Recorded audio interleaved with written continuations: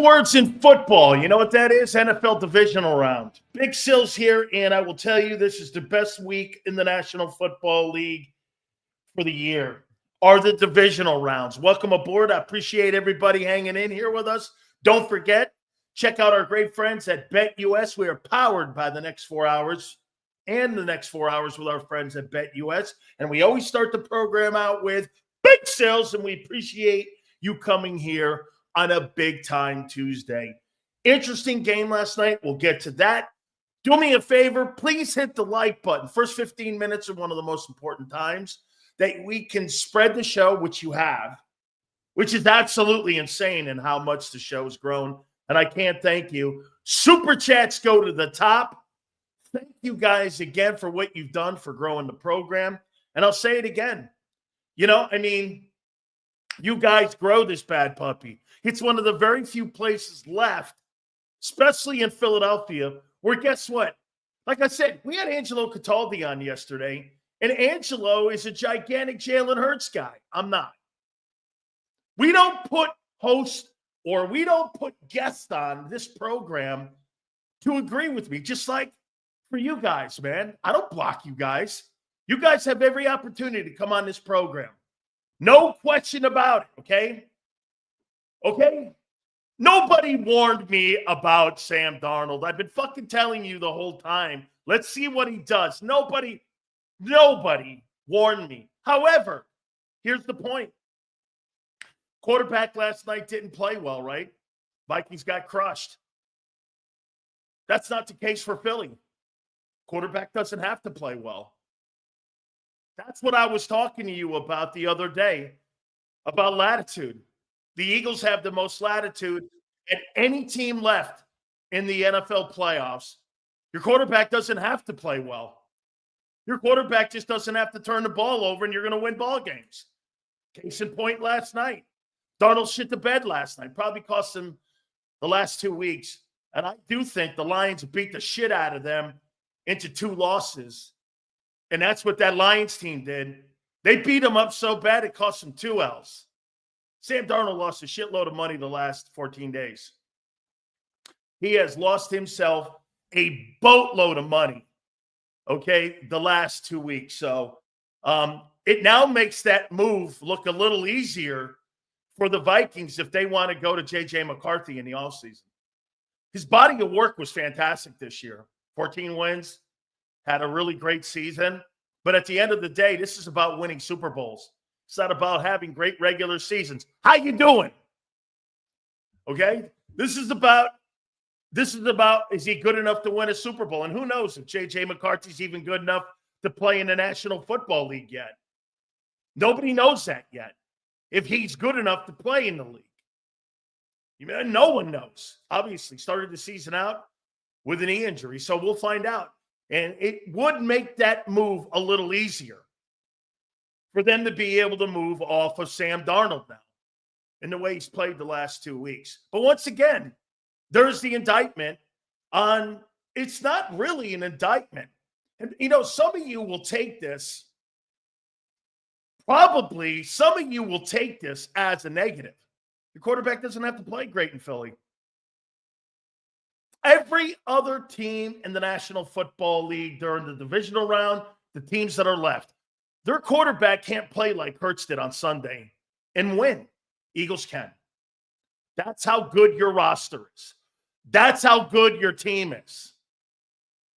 I mean, it's plain and simple. You know the first thing people did? They started tweeting at me going, hey, Sills, look at Darnold shitting the bed. Okay, it made my point. In Philadelphia, the quarterback does not have to play well. He just doesn't have to turn the ball over. Listen to what I'm saying. He doesn't have to play well. He just doesn't have to make the critical mistakes in the game. And that's all they're asking him to do, is not make mistakes and make a couple throws in the game to move the sticks, get some points, let us play defense, and let us run the clock out. Is that a philosophy that's going to win the Super Bowl?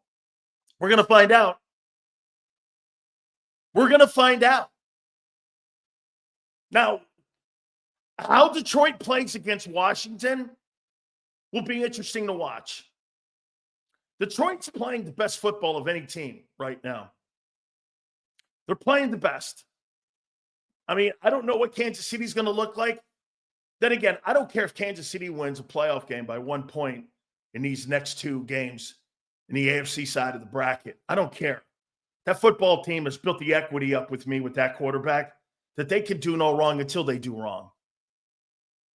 Patrick Mahomes has solidified his resume. All he could do now is enhance it. See, when you're great like that, nothing can hurt his legacy now. Nothing. Nothing but something off the field could hurt his legacy. Right now, I mean, he's playing to expand it. Okay? He's playing to expand his resume. That's where he is now in his career. Okay?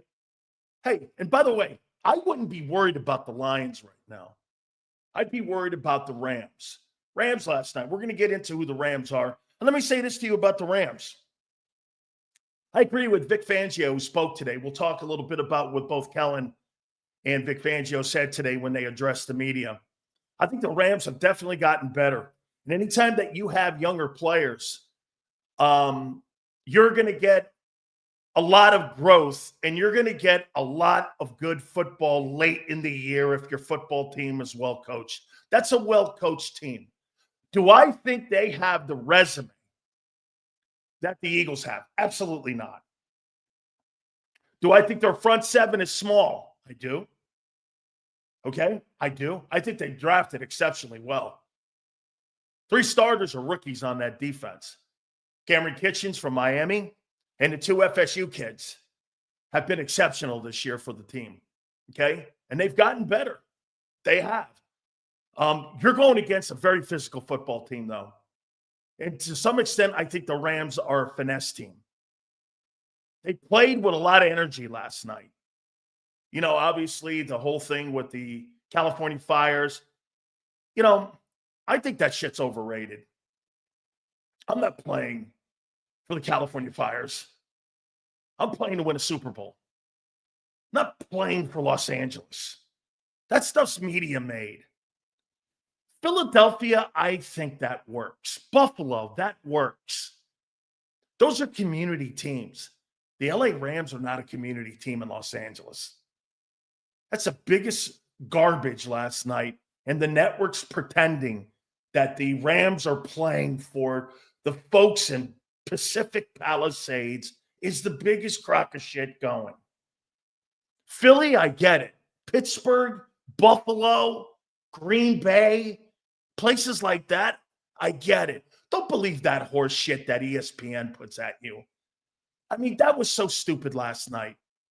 If I'm playing for the Rams, I'm playing for my teammates and me, and we're going to go win a Super Bowl. I'm not winning a Super Bowl for LA.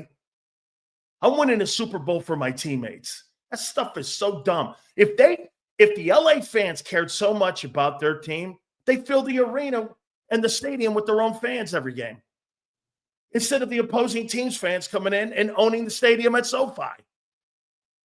Am I wrong? If you had great fans in LA, wouldn't that stadium be filled with Rams fans instead of Steeler and Eagle fans? I mean, did anybody ask anybody that? How come every time I turn a Rams game on, the Rams have to go to a silent count in their own building? I mean, man, I tell you, ESPN lies to people so much every time they do a broadcast. I want to freaking shut it down and just watch the game. These guys are playing for LA strong. I'm like, really? Well, if they had a fucking fan base, they'd fill SoFi with LA Rams fans, and they have never filled that stadium. I mean, you know, if you think the Eagles are a propaganda machine, ESPN's an even bigger one. I mean, it's stupid. Okay? I mean, right. You know what they do? That's a great comment by M. Reyes. They'll go out of their way to embarrass the Eagle fans, but they will go out of their way to take a knee and kiss the ass of the LA Ram fans. I wonder why. You see that idiot that was screaming at that Packer fan? They made it a complete indictment on the Eagle fans off of one asshole in the seats who was being a dick. Really? My engagement with Eagle fans has been some of the most passionate people I've ever seen in my entire life. And they defend that team to the hilt, and they love that team, and they love that city. That's how I look at Philly. I don't look at it any other way. I don't look at it any other way. Shit, you turn an ESPN game on, they will do everything in their power. They will do everything in their power to take a shit on Eagle fans in Philadelphia. They will go out of their way. Okay? Out of their way. By the way, be prepared for Sunday's game. The Fox people are going to go after you. You will be the enemy because they will be blowing the LA fans and LA and Los Angeles. And they will be politicizing the California wildfires. I promise you, you're the enemy. That was plain and simple last night. Oh, the Ram. I'm like, dude, the Vikings also have gone through heartache to have to get to that place. Hey, dude, you know what I would do? If I was Eagle fans, I would take that as a merit badge. I don't give a shit who you bring in here to Lincoln Financial. I don't really care. You want to bring the negative media in here? You want to castrate us? You want to talk shit about one fan in the stands? Come on. I thought it was embarrassing last night, the coverage.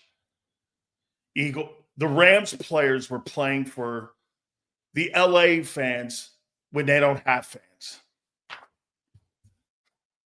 Okay.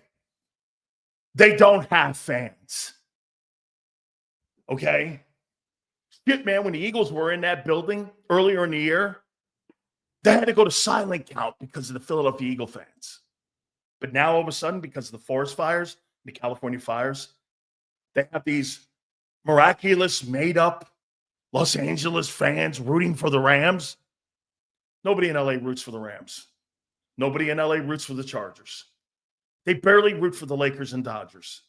Trust me. I've covered them for about 10 years now. It's not true. Nobody was screaming for two NFL teams to go back to LA. Holy shit, was that a train wreck? We'll take a look at those Rams and Eagles. Like I said, Kellen and Vic spoke. Oh, by the way, let's start this out. Let's start this out here. By the way, don't forget, supers go to the top. Do me a favor. Please hit that like button. So are you giving Jalen Hurts a mulligan for his performance on Sunday? Do you want to give him one? Do you want to give him one for how poorly he played? You want to give him a mulligan? Okay. Do you want to give him one? Flagger says a little. Chris says no. Not really, but I hate to be there, but maybe I'm there too. Not really, but what's my choice, Sills, right? Okay. Here. So obviously, this Eagle guy here, nah. F no. No mulligans in the playoffs. Well, you got one. You're moving on. Let's do this. Like I said, okay? You won and advanced. Just like Kamala was busting in voters. They were busting in fake fans. How you doing? Yeah, I buy that. They got fake fans in LA. They don't have fans that really love that football team. Nobody loves the Rams. Again, I want to make the point to you here. Okay, do you understand something? And we pointed this out yesterday to you. And I'm going to show you something here. And I want it to be very clear here. This is not a commentary on Jalen's playoffs. How you doing, Twiz? I appreciate you guys doing it. Hit that like button for me here. Okay. Here's where we are. So let's take a look at this. Jalen's wins. And I'm going to make a point to you. Very simple here on where we are. So Jalen is wins Packers. Let's just add it up and be as I should have did this before the show. 131 on Sunday. 121 versus the 49ers. And 154 versus the Giants. Okay. So Jalen Hurts averages 100. You know what's funny? Every time I say 140 yards, they love the Raiders in LA. They surely do. Every time I'd point out to Xander when we talk on Fridays, 140 yards and about 50 yards rushing, people laugh at me. Well, he's averaging in his wins 135 yards passing for 3 wins. That's who he is. If Jalen plays and has a Super Bowl game where he throws with over 300 yards, those are oddities. Those are oddity games. Those are not who he is. He's starting to show you what he's capable and what they want him to do. And by the way, is that by design? They're playing him in that system to put up 135 yards rushing. I'm starting to believe that's what they look at him to do. Jalen, give me 145, 150 yards rushing, or passing. Another 50 rushing. Don't turn the ball over. And is that formula good enough to win a Super Bowl? That's exactly who he is. Now, let's do this. Sills. M. Reyes, do it for me. Do the most important thing in what I just said. Okay? Do the most important thing. M. Reyes, do it for me. Put the record up. Okay? Put the record up for us. Guys, do me a favor. Please hit that like button here. So Jalen's averaging 135 yards passing per game. And he's averaging roughly around 35 yards when it comes to rushing. Okay? And as M. Reyes would post, Sills were 15-3. Thank you, M. Reyes. They're 15-3. Is this formula good enough to win the Super Bowl and beat in the next couple games Stafford, the Lions, and Mahomes? Is that good enough? You know the motto, Sills, no excuses for no one, no team. I got it. I'm with you. I'm concerned about Nakobe's knee injury. We'll talk about that. His speed and intelligence will be missed on defense. He often would recognize and call out the plays before it happens. That's why he wore the green dot. Stills, it's a slugfest. We dominate. If Hurts is balling and throwing it all over the field, the game was going to be close. We want a slugfest. Okay. I'm going to ask you the most basic question. And get this. To M. Reyes' point, 15-3. No one has shown they can stop it. Can you win like this, the Super Bowl? Not win.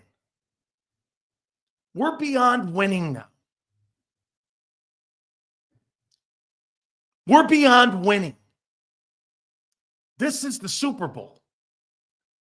You have 3 hurdles left in a high hurdle 110 Olympic event. You have 3 hurdles left to get over. 3 hurdles. You're 12 quarters away from hoisting your second Lombardi trophy. You can feel it. Is Hurts throwing the ball for 135 yards, 35 yards rushing? Is this style good enough to win a Super Bowl? 5th ring for what? You got 1 ring, Junior. I don't know what world you live in unless you're playing Madden. Reggie says yes, you don't have to have anything. Hey, today on January 14th, that's on your side.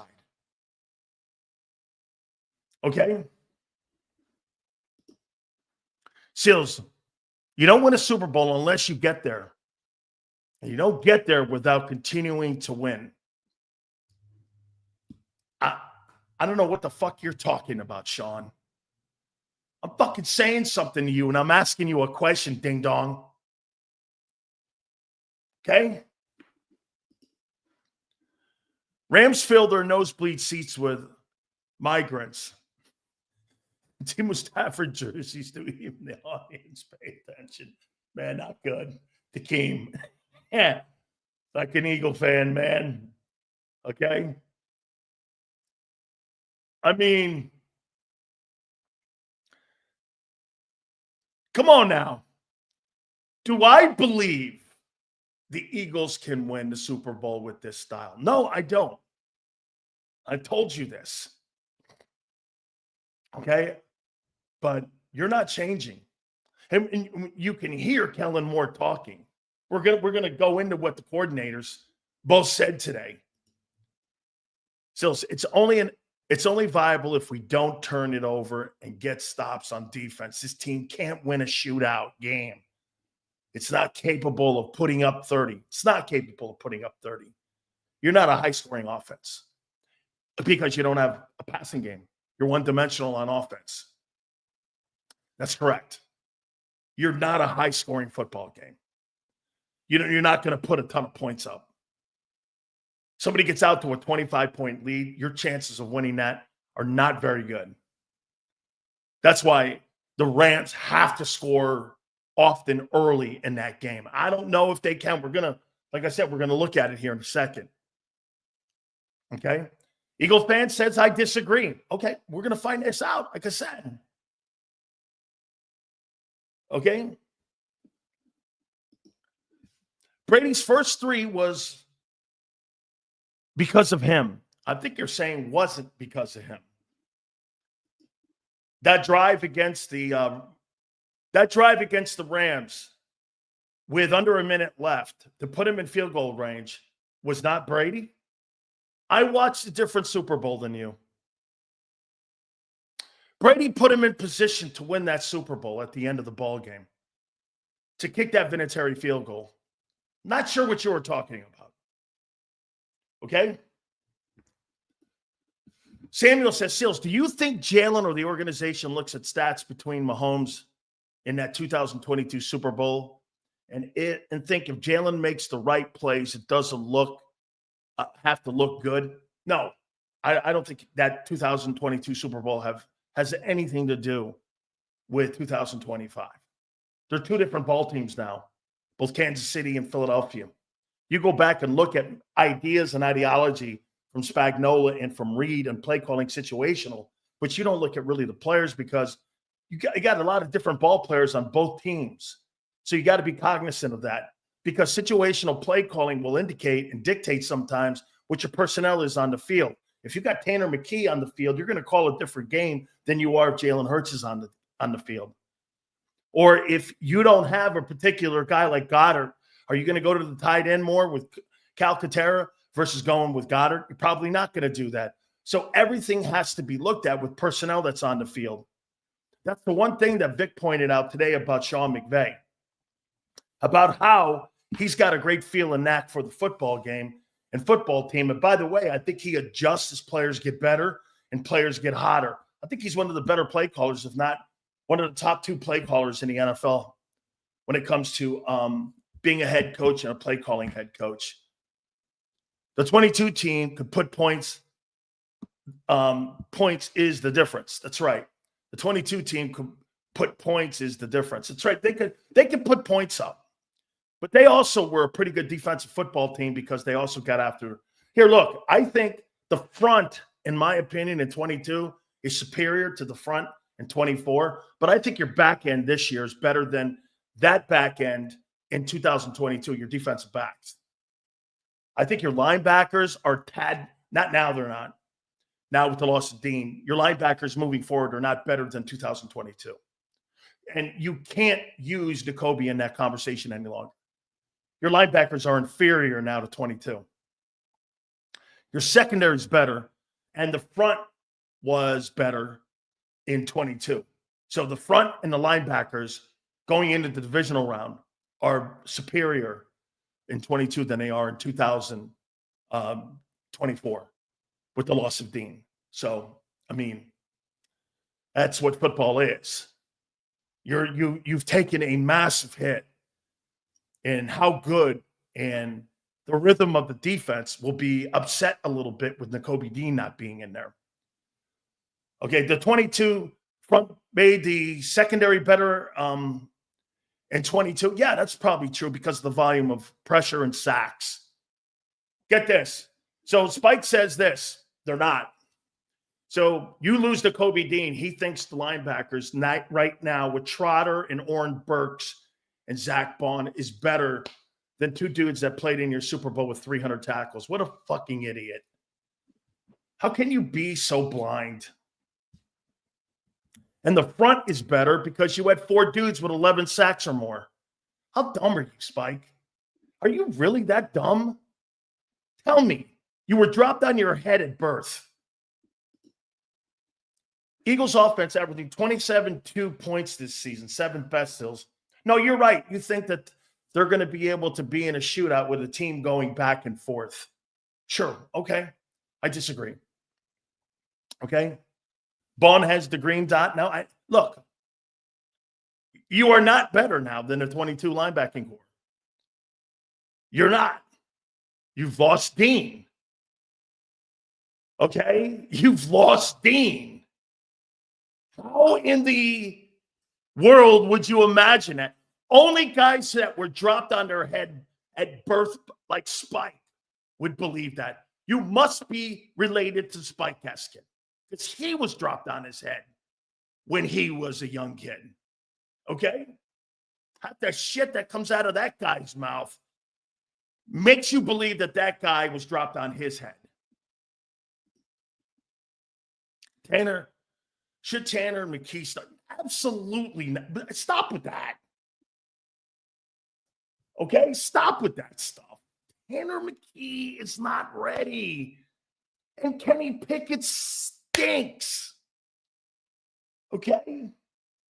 Stinks. Let's get into the Rams and who these Rams are.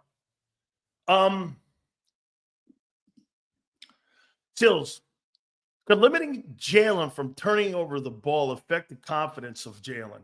Yes. Yes. They don't want me to turn the ball over. They don't want me to turn the ball over. I'm going to hold it. I'm going to hold it until the guy. Jalen throws the ball. Do we not agree?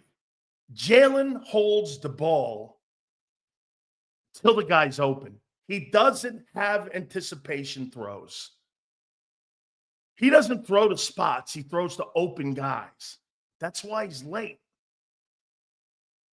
Okay? That's why he's late. Just doesn't seem like Jalen last year, but the positive, no turnovers. Confidence seems shot. I don't believe he trusts what he sees. Jalen's not going to have the confidence to throw to a spot. Jalen throws to open guys. That's why the slant pass is such a major facet of that offensive passing game.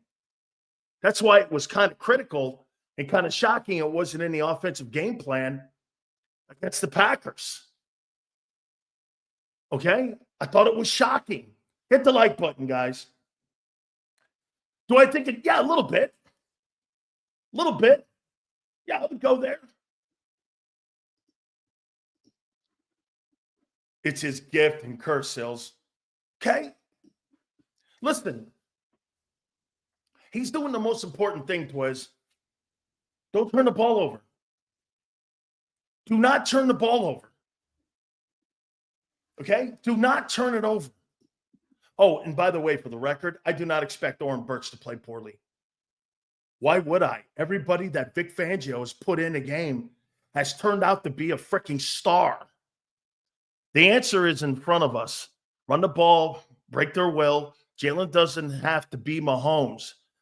Just be Purdy. Just manage the game. Let the talent win. Defense has to step up now.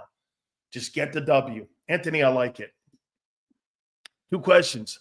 What do you mean by throwing to spots? And also, what do defenses mean by shrinking the zone? All right, Josh. Hurts throws to open people.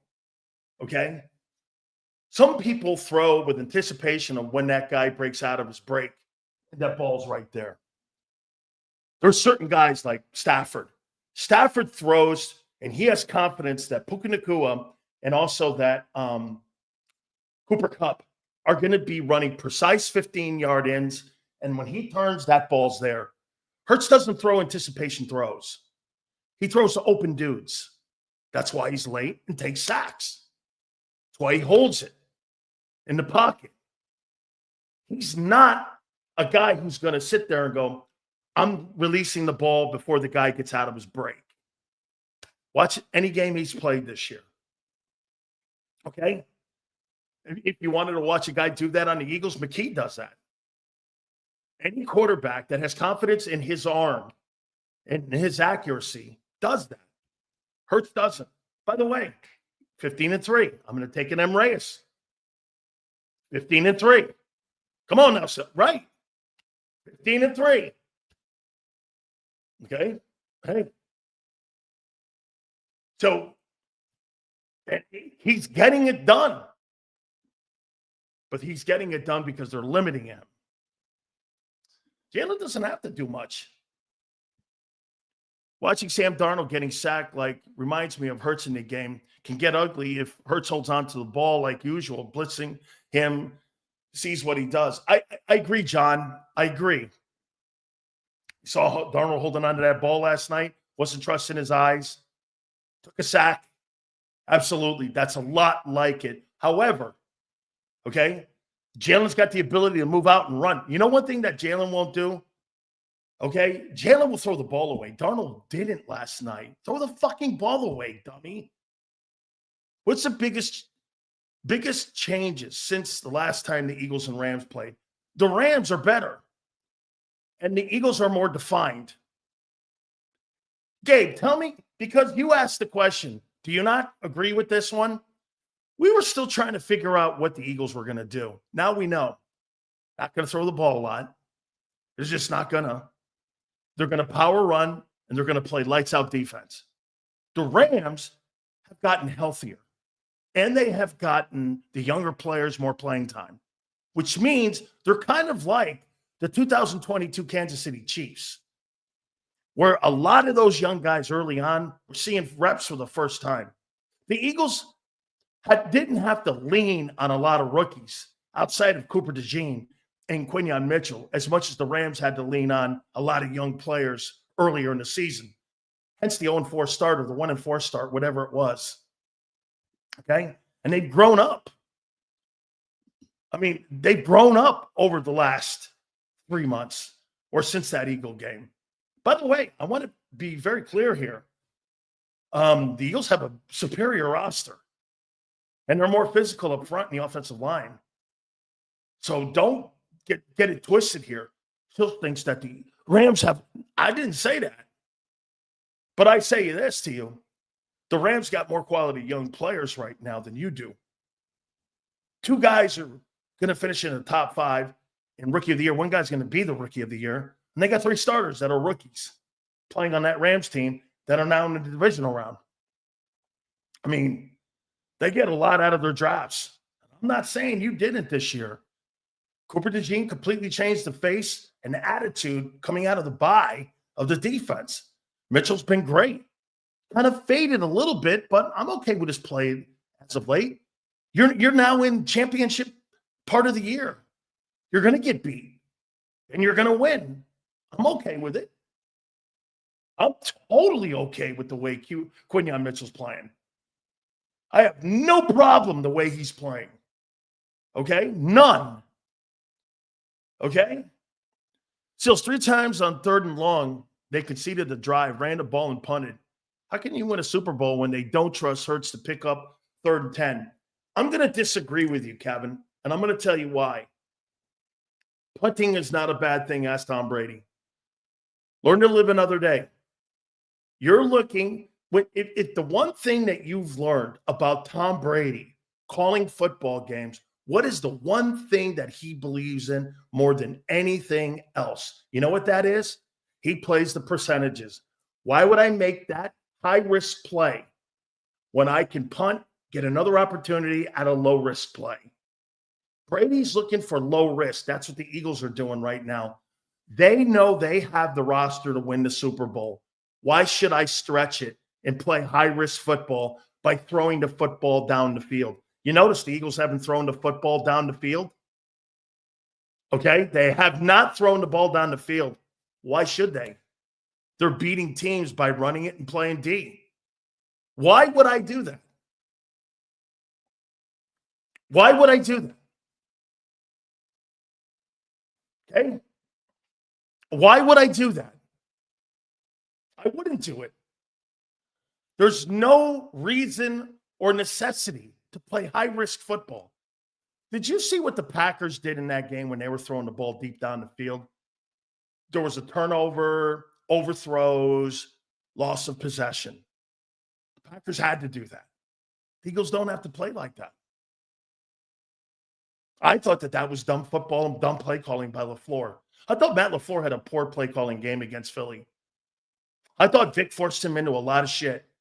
Those deep passes were completely off target the entire time. I mean, and then they got a pick on a deep throw. Why would the Eagles do that? When you have complete control of the game.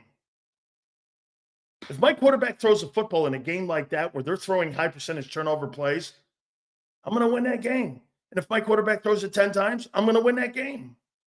You're the ones forcing mistakes, not me. Why should I force the mistakes? Okay? Why should I?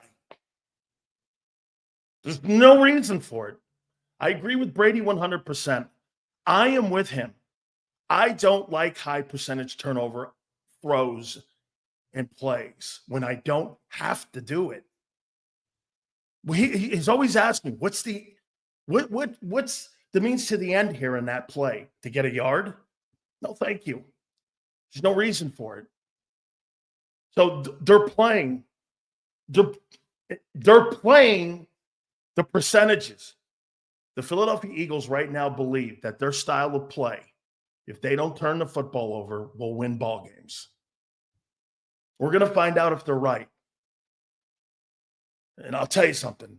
2 Super Bowl appearances, a Super Bowl win inside of 4 years. 3 years. I mean, I don't know what else to be said if that happens. We could make the argument Hurts is the greatest quarterback that the Eagles have ever had in leading and winning with that style of play. If they fail, you're the Bills. And then you can dissect it that way. Okay? I mean, that's where you are now. You're either going to be the Bills or you're going to start talking about something that could really be taking off. It's up to them. And right, Neil, 3 Super Bowls in 7 years. Not quite Kansas City, obviously. Not quite New England, obviously, but not bad. Okay? And remember something.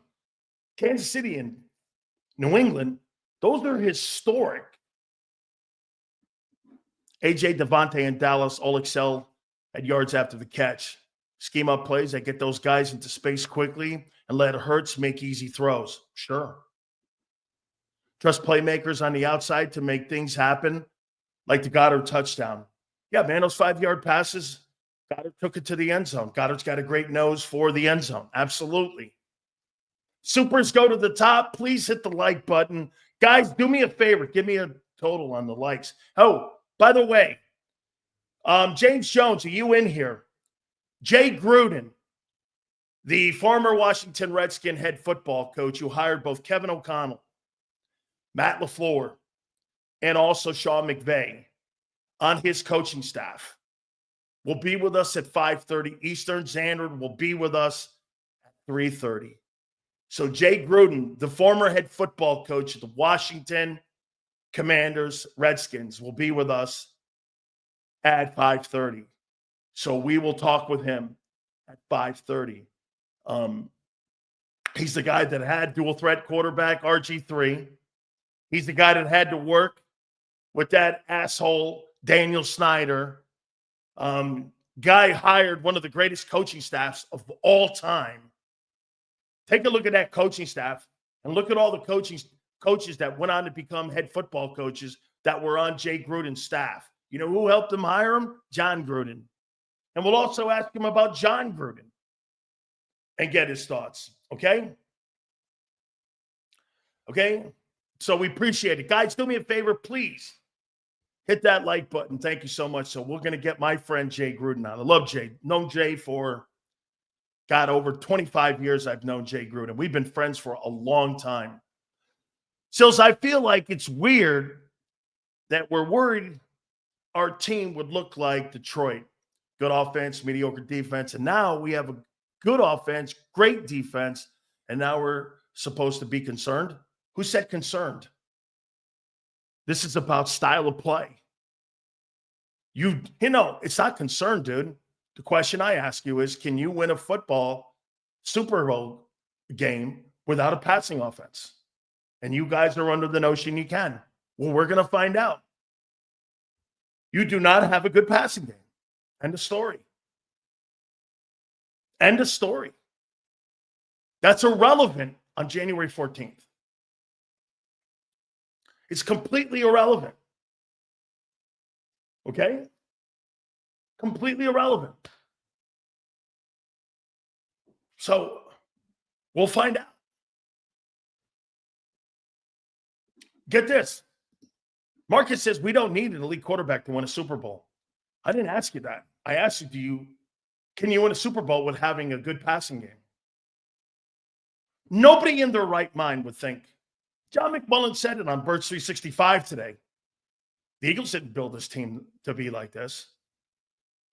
I told you something early, and you guys just blew it off. All of you, people on my network, people around the city of Philly, I thought, and I said it from week 2 on, Saquon Barkley is going to change the narrative of how they call games. And he did. You know how he did? That's the Eagle front office doesn't want this team to look like this, but they're riding it. They're not going to stick with it. This is not what they paid for, but it's winning, and they're not going to upset it. Last year, the Philadelphia Eagle front office fucked this team up so bad with their dumb moves. This year, they kept it as it is. Let's get out of the way here and let's just run it. They learned from 23's mistakes on meddling midseason. They really did. They're biting the bullet. This is not how they built this. They did not build this team to have the 30th ranked passing offense. This is so far removed. This has a lot to do with the assistant coaches, with the players, with everything. How we got lucky. Everything Howie built has not succeeded this year. You're saying, wait a minute, Sills, he brought Barkley in. He brought Barkley in not to be the feature on the you think that Howie Roseman signed Saquon Barkley to be the feature player on his team? Who would think that? Who would think that Howie would sign a free agent running back to be the centerpiece of his team after extending AJ and giving another extension to Devontae and the year previous paying a quarterback $50 million? Nobody on the planet thinks that they were going to sign Saquon Barkley and he'd be the feature player in the huddle. It's not true. And if you think that, Well, I can't help you. Okay? But what they did this year, instead of the stupid shit they did last year, hey, man, are we really going to put our finger in a socket and electrocute ourselves again because we don't like the way this thing fucking looks? They're not doing that. Kudos. They actually got out of the way. And they allowed the team to go, okay, let's ride this wave. It's good football. It's good football. It's good football thinking in the process. Okay? Yeah. Samuel says they wanted to re-sign Swift. They didn't want Saquon. That's even more to the point of what I'm making. They didn't get in the way this year, though. Can you ask Jay about the choice to go with Kirk? I will. I know it, Leon. I'll let him say it. Okay? Leon, they rushed him back too soon. And the father had a lot to fucking do with that. You want to know something, Leon? Do me a favor. Google this. Who broke the story that RG3 was being traded from the Washington Redskins? And then do me a favor and come back and post. And I broke the national news. Okay? Google it. Bruce Allen, the president and general manager, came on my program. And I was doing a show on the Mighty 1090 in Southern California.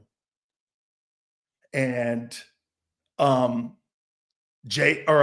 Bruce came on my program and broke the story they were trading him. And they were moving on from him. His dad wanted him to play right away. He wasn't healthy yet. I'll let Jay talk about it when it came to RG3 and how that whole thing was handled. Look how they handled the health of Trent Williams. They misdiagnosed him. Okay? They completely misdiagnosed him. That's why he wanted out. I mean, if I'm not mistaken, I think Trent Williams was drafted during Jay Gruden's time. Yeah, the Commanders ruined him. Totally did, man. Hit the like button, guys. Appreciate you guys very much. Please give me a that's right, Big Sills, the non-reporter. I'm not a reporter. I just know a lot of people. Okay? A lot of people come on my program. And just I'm not a reporter. Okay? Okay? I mean, so yeah, hey, do me a favor. Thank you, Kyle. Appreciate that. Guys, do me a favor. Google it. My show broke that national story that they were going to trade RG3. I couldn't believe when he said it. I said, what are you going to do with RG3? He goes, yeah, we're moving on from him. We wish him nothing but the best. I was like, it hadn't gone national yet. I'm like, what? So the couple stories that I did really hang my hat on was when I broke the story that Vic went to Philadelphia. And I knew that Andy had signed him. I saw him signing his contract in Orlando. And when I saw him sign it, I knew it. I had 4 hours earlier that Vic was going to the Eagles. I just didn't know if I should report it live or not because I couldn't believe what I was seeing. I had it 4 hours earlier. And I wanted to wait till the Monday night game. And then I went on my airwaves and I broke the story the Eagles signed Vic. And this other story here happened a couple years later that we had RG3 being traded. It just so happens people say shit on our show. Saw Angelo last week talking about stuff. So again, anyway, hit the like button, guys. We appreciate it. We know Michael Vick very well. We do have connections. I don't know how old the years. I guess it's 35 years in the business, being a former player and what have you. We've kept all of our great relationships that we've had. and why we're so well connected. Okay? Sills, how do you know so many people? I don't know. My wife tells you this. I have no idea. I really don't. People love to come on the program, though, and talk with us. I mean, what was it? A couple weeks ago, we had Jimmy Johnson and Tony Dungy on at the same day. I don't know. Okay, it's just, I don't know. I think you're right, Eagle. I think he was cut. I think they cut him. I don't think they traded him. I think they cut him. Take a look at the article. All you have to do is Google it. That Bruce Allen came on the Mighty 1090 with me. And I think it might have been cut. I don't think they traded him. I think they cut him. You're right. I think they cut him. We need to rock back on, Sills. I'll work on it. Okay, get this. I say I don't know how I know all these people. Sills loves blowing himself. So I'm blowing myself because everyone comes on the program. Okay, I guess. And I tell you I'm not a reporter. I don't know how that's blowing myself. Okay, I guess. Okay? You're not fake. It's easy to talk to, Sills. I'm sure players and coaches are tired of the same restricted interviews they got to do for the majors. Absolutely, Reyes. I think that's got a lot to do with it, too. And I know many of the people that know me, and they contact other people, and they talk, and they go, "You've been on a Sileo show?" They go, "Yeah, I love Dan." And many of these people we know very well. Thank you, guys. I appreciate you guys very much. Let's take a look at this now. Xander's going to join us at the bottom of the hour. Hit that like button, guys. Rams 2024 versus the Eagles. This is an early look. Okay? This is an early look at this game on Sunday. Okay? Rams, offensively. They enter this game on Sunday with the 15th ranked total offense. They've gotten better. About 331 a game. Eagles are 8th at 367. Passing. No shocker. They got a top 10 passing game. 227. The Eagles are 29th. 187.9 yards per game. How do I look at that now in the playoffs? I'm actually going to start pulling an M. Reyes. 15-3. It's not a thing yet. It's not a thing. No matter what I think of Jalen, that's not gotten in the way. Okay? That's not gotten in the way. I'm with you, Peter. You're right. Yet, because it inevitably will. But that's conjecture. Okay? That's conjecture. It hasn't happened yet. But, Peter, to your point, that's why you've played close games against shitty teams. Carolina, Jacksonville. Those are terrible football teams. In both instances, the opposing horrible teams had a chance to beat you. Okay? How's that possible? They have the last possession.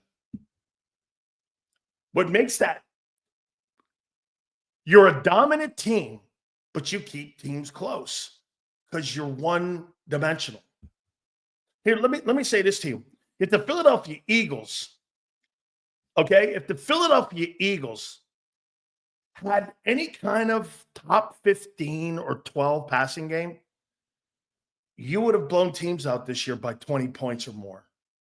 And you'd be talking about this football team I don't know if you would have lost the game. I don't know if you would have lost the game this year. Sills, we might be playing Washington at home. I don't think so. If you had a top 15 passing game, okay, you're probably undefeated. But because you don't, you keep other teams with the opportunity to beat you and upset you. You just keep teams in it. You kept the Packers in that game. Okay? You kept the Packers in the game. Okay? Get this. I don't know what the fuck you're talking about. I just said if you had a decent passing game, you'd be undefeated. What are you talking about? Did you get a chance to view the video breaking down the wide receivers being smothered during the game? That Dan Orlovsky stuff. I don't know. I think it was more about the offense being predictable because of Hurts. I mean, I'm not sure what Dan was talking about. Are you blaming the wide receivers, the coordinator, or are you blaming the quarterback? Who are you blaming? The coordinator's 15-3. Also, if you give Jalen Hurts the 15-3, the coordinator 15-3. They're synonymous with one another. So wait, Sills, the passing game's not good. Okay. What's the record? 15-3. Well, fuck, the coordinator must be exceptional then. What you don't want to do is you have to give Kellen more credit for the wins, and you don't want to do that. You'd rather bag on him for not having a good passing offense instead of giving him more credit for putting the team in the position that they're in. That's sad. Kellen Moore's been the best coordinator you've had since Nick Sirianni's been the head coach. Why? Because it doesn't matter if the quarterback plays well or not. He just doesn't have to turn the ball over. You're 15-3, and you're talking about one of the great runs here, potentially. He gets credit, too, for it. He gets credit, too. Well, still, Jalen hasn't gotten better. Well, they decided that Jalen's not the centerpiece. That's why I said Jalen Hurts. Saquon Barkley was not brought here to be the centerpiece. He was brought here to be like a Christmas ball on a Christmas tree. Jalen's supposed to be the Christmas tree, but he's not. Okay? I mean, Kellen Moore is winning ball games for you. If you don't like the way Jalen's playing, okay, I get it. I don't either. But the coordinator doesn't either. He just wins. By the way, Kellen Moore's a winner. He doesn't put the stats up. He's a winner. Works for him too. Okay? It works for him. Last year's coordinator, figure this out. And let me give you exactly the difference between Brian Johnson and Kellen Moore. What was AJ's numbers last year? 1,500 yards receiving, right? 100 catches. Hurts had 3,900 yards passing. Devontae had 1,000 yards. You know what it got you? Nothing. This year, Hurts' numbers are down. You know what it's gotten you? 15-3. And now you're on to the divisional round of the playoffs, and you won a playoff game. So which is it? Is Kellen Moore a bad coordinator? How the fuck did Kellen Moore have a bad game this last week when his team won by 11 points? The idea of an offensive coordinator is to win the game, not to make you look good. This is not a beauty pageant. This is about going around and winning football games and advancing. You can say whatever you want about your coordinator, but your coordinator's winning. You guys won 15 ball games for you. Okay? AJ missed 4 games, and if AJ played 17, he'd have 1,400. Okay? Sure. Too bad that's not reality. Okay? When you block the way you do and the style of play you do, I don't believe that they would have been throwing the football more when you have a 2,000-yard running back. So really, get this. He may have been up near 11, 12, 1,300 yards, but Devontae's numbers would have shrank even more his numbers would have shrank. Hit that like button. I appreciate it. So let me finish here with the Rams here. Xander will be at the bottom of the hour at 3:30. Then we'll talk with Jay Gruden, former Redskin head coach. That'll be at 5:30. 227 are 10th in passing. Eagles are 30th or 29th. Rush. The Rams are 24th. It's gotten better over the last month with Corinne Williams.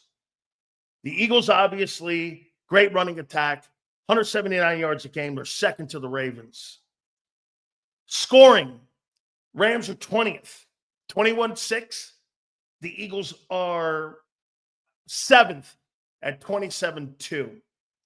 Red zone, 42-4, 25. They're 25th, the Rams. Let me tell you, the last month and a half, they've gotten better. And red zone, they're 57-4, they're 13th. Third down, Rams are 23rd, and the Eagles are 10th. So again, the Rams offense has picked it up over the last month because of health, obviously.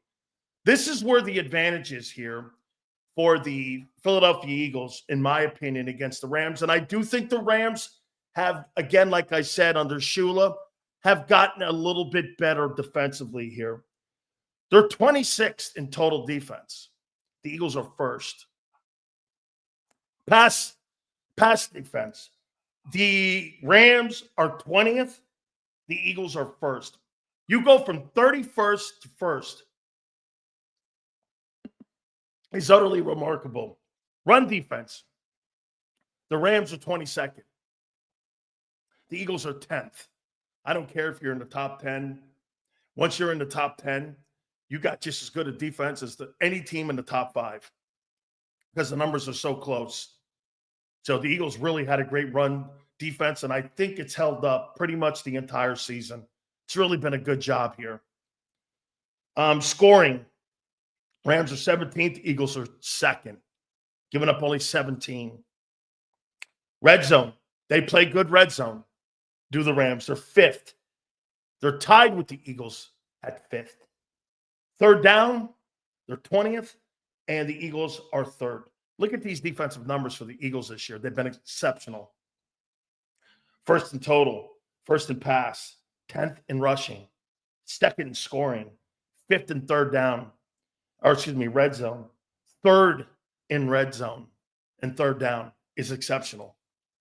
This will go down, in my opinion, as a Buddy Ryan type of defensive effort this year. That's one of the best defensive football teams the Philadelphia Eagles have ever had in the Super Bowl era. It's really a great year for what those guys did. And you know what they did it with? Limited pass rushing. Just limited pass rushing. They really, I mean, if you look at their pass rushing this year, it's been suspect at best.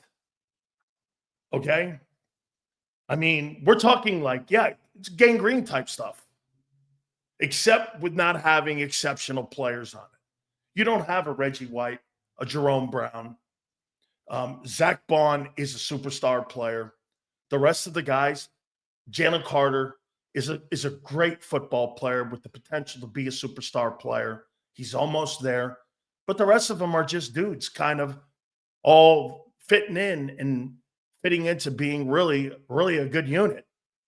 Look, you got a better unit than you have superstar players. That's okay. I'd rather have the unit. It's not a rip. Would you rather be number 1 in defense skills across the board? Or would you rather have 4 stars like the Dallas? Hey, would you rather be the Dallas Cowboys and have those all-pro corners and Micah Parsons? Or would you rather have the Philadelphia Eagle defense? I'd rather have the Eagle defense. You can keep Parsons. He's a non-factor. Micah Parsons is a non-factor. Okay? Slay's not an elite player anymore. He's a really good player. And remember something. When you play 97% of the time in zone, he is a really good zone corner. He's not a lockdown corner. They don't play lockdown corner. There's no such a thing. A zone guy is not a lockdown corner. That's a miss. It's more the scheme that locks it down. Okay? Micah Parsons, Brand, Diggs, you can keep them. I'd rather have the Eagle defense.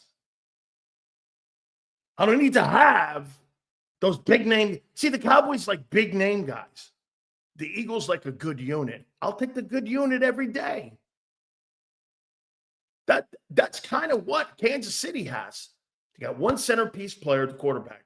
And the rest of those guys are dudes. Some really exceptional guys in the O-line. Creed and guys are dudes. And Travis on the back nine. He's not what he was. It's the quarterback. Okay? Dude, you don't need Micah Parsons. Get a kid in the draft. Put him on the other end of Nolan Smith. Replace Josh Sweat. Get a younger body in there. I love that kid Chop. I told you to get him. Okay? Chop Robinson had a really nice year with the Dolphins. He's a good-looking player. I thought the kid Verse was another guy, but he just, remember, Vic kind of tipped his hand. They wanted Verse. Rams took him. Okay, you can't have everybody. Shit, the guy Fisk is great. Those two FSU guys are really good ball players. I think they're undersized, though. They're going to get manhandled. Look, I'll say it again, and I want to make sure we're underlining this. Seriously, you don't really think the Rams have the personnel to hang with the Eagles? No. The only thing you've got to be concerned about is this: underperforming and Stafford overperforming. That's it. That's it. You hear what I said? The only thing you have to worry about is the Eagles underperforming and Stafford overperforming. And that really is where they are. Somebody asked me today, Sills, what do you make of the Rams game last night against the Vikings? I thought the Rams played exceptionally well. I thought Minnesota got beat up so bad by Detroit, cost them 2 games. Darnold underperformed in the last 2 weeks, cost himself millions of dollars. That guy had a chance to go out and make himself $45 million. Okay? And get this, 6 months of work he did. 6 months of work. 4,300 passing yards, 40 touchdowns. All of that was erased in 2 games and 8 quarters. That was all erased. Because, again, at the end of the day, you're paying for a guy, you may not know it if he can win a Super Bowl. But the last 8 quarters, Sam Darnold exposed himself. You're not going to pay for that. How many times, when the Eagles gave Jalen Hurts $50 million, you know what they're paying for? The belief he can bring me and win me a Super Bowl. Not knowing he can. Nobody knows that yet. If he can win one. And he's gotten close. He got paid because there's belief he can do it. Are you going to pay Sam Darnold $50 million after the last 8 quarters? I don't believe he can do it.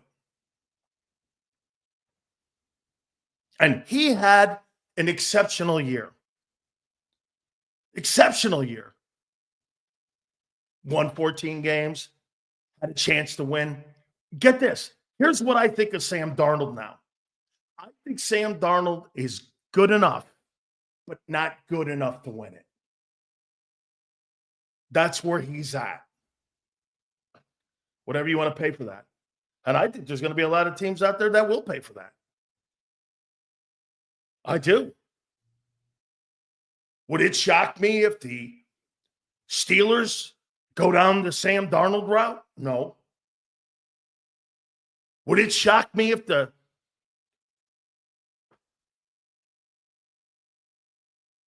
Seahawks maybe go down that route? No. Again, 14 tremendous wins. Unfortunately, it was erased. Okay? Remember what we said, too. They got a great roster. Just didn't know what the guy was going to do. We've been saying it for the last 3 weeks. He had a great year. Great year. But what's he going to look like in the postseason? Saying it for 3 weeks. What's he going to look like? Even heading into the game last night, we were saying, man, that Vikings roster's great. We completely blew up last night because the quarterback stunk. It's going to make it easier to go to J.J. McCarthy. Okay? By the way, they won just as many games as you did. 2 games. Hey, and by the way, they had a better shot to win home field than you did this year because of Darnold's play. You had no shot at winning home field. It came down between the Vikings and Lions because of the way he played. 8 quarters erased out. All of that. Get this. Spinbat says, easy schedule. They played in the toughest division in the NFL. How's it an easy schedule? Easy schedule. That's bullshit. If it's such an easy schedule, why did they have the tiebreaker? Not you. You had no shot at home field.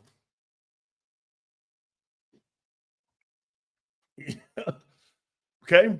You know why you had no shot? Because they played a tougher schedule. Okay, you can, whatever you want to say. They played a tougher schedule than you. That's how it played out at the end of the year. I mean, I know what you're talking about. You had no chance at home field. They did. They were in the 2-hole when it came to home field. They lost it, went to 5. I mean, he earned that ability in what he played like this year. And as I said, they erased it. Dude, I'm not debating you on fucking schedules. I'm debating you on facts. Not even debating you. That's how it played out at the end of the year. That game at the end of the year against the Lions came down between 2 teams. There was no third team in it. End of story. Okay. And I said, this will make it easier for them to go to J.J. McCarthy. I don't know what they're going to do with Darnold. Are they going to invite him back? I don't know. Guys, do me a favor. Please hit that like button. We appreciate it. Xander's going to join us at the bottom of the hour. Jay Gruden, the former Redskin head coach, will join us at 5:30. I got to ask this question. Let me give it to you how I phrased it here on my X account. And I want to make sure we do this correctly here on how I posted this on my X account. What did I say here? Okay. I want to make sure, and I want to ask you if you guys buy this. Big Fish goes, Sills, how important is changing plays or hiding play calls? What are the other teams to keep the defense guessing? Hurry up. That's right. Quicken the pace. Don't let the personnel come in. Up tempo. That's correct. Okay. I mean, and again, audibles are some of the most important things. I'm assuming you're bringing this up because they got an earful and they got an understanding of what the Eagle offense was in the first game. How much is that going to play into the second game? And will there be some manipulating and names of the plays, audibles and such, and the pacing? Because the Rams got a game plan of it and they got a lot of tape of it. And believe me, I'll tell you what, Big Fish, it's a great question. It's an insightful question. Okay? What you do is you got a guy that will watch the plays, and you got a guy that will watch and listen, and he'll hear the quarterback calling something out, and he'll mark down. Okay, I'll give you from my time. Black 81. That was Montana's check. Excuse me, Black 80. That was the check. It was talking to Rice. Black 80 square, black 80 square. Hitch post, black 80 square. Everyone knew that Montana was changing the play. Okay, that's not going to change. The second part of that equation, instead of going square, they may say banjo, or they may say Tiger Woods, or they may do something different. Square side, square side. Changing the verbiage is important, especially when you play a team. That's why when you play in interdivision and you play multiple times, say you play the Giants, you play the Cowboys, you know the audibles. You know the checkdowns. You know the slide protections. That's why those games are always closer. They're not going to fool you because you know what they're going to do? They're not going to change their audible systems for an interdivision game. It confuses everybody, them included. Okay? I mean, so it's a great question. Do the Rams have somebody, you know, the guy that got caught up in Michigan doing all that shit and scouting? What do you think he was scouting? He was listening for the name of the play, and he was drawing the play, and he was writing it down. And then what he would do is he would look over on the sidelines to see if anybody was hand checking or signaling in, and there was a way that they were signaling that play in. So what he would do is he would go to Harbaugh, whatever you believe, and he would go to Harbaugh or the coordinators and say, okay, when you hear this, they're going to go to this, and you can get it right out of the beginning because they're going to signal it in this way. You know those big charts in college that they put up? Guys are taking pictures of those. It's like stealing signs in baseball. It's totally like stealing signs in baseball. Okay? I mean, it's not really illegal. It's gamesmanship. I don't find any issue with it. Okay? I just don't. Okay? I mean, Sills, I'd be happy with Kellen moving on to head coach and getting someone from the McVay tree with innovative offensive design. I'll tell you something, though, Sam. When you make those comments, you sound like me. And here, where you're talking about you don't like the method and what it looks like. And I agree with you. I don't think the Eagles like the method. Because you know why? We know the Eagles. Get this guy. And Sam, the Eagles don't like the method that they're winning right now. They're tolerating it. Do you understand? They're tolerating it. How do you know, Sam, how do you know the Eagles don't like the way they're winning? How do you know this? That they don't like the way they're winning? Somebody with some brains here. Okay, not somebody who's going to cry in what I'm saying. Why? How do you know they don't like the way they're winning? Okay?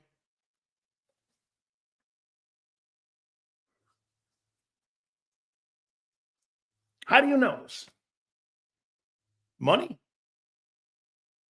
How they built the team. They don't have to say it. They can lie to you. But that's not how they're paying them. That's right, Sam. $140 million. $140 million in 3 guys. They can tell you all they want. But at the end of the day, they're not happy with the way they're winning. They're tolerating it. They're tolerating it. That's right, Neil. Follow the dough. You want to know how a team's built. Follow the money. Or follow the lack of money. Do you understand the job that Vic Fangio has done this year with no money on that side of the ball? They spent no money except for one player, Gardner Johnson. They didn't spend a cent more. Do you understand that? Who did they spend money on? They did not spend a cent except for Gardner Johnson on defense. They didn't spend any money. No, they didn't spend money on Huff. That's not true.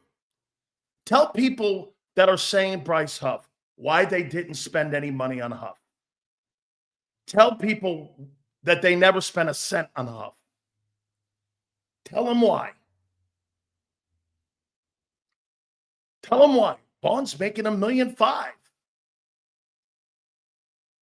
Tell the people that are saying they spelt, there you go, Eagle fan. Huff replaced the overpriced Reddick. They didn't spend any money. They moved money. They didn't spend more. They were making pretty much the same. They didn't spend more. Maybe a couple million more, but nothing crazy. Okay? I mean, they spent money on one guy. And that guy turned that defense from chicken shit into the number one defense in the league. Unbelievable.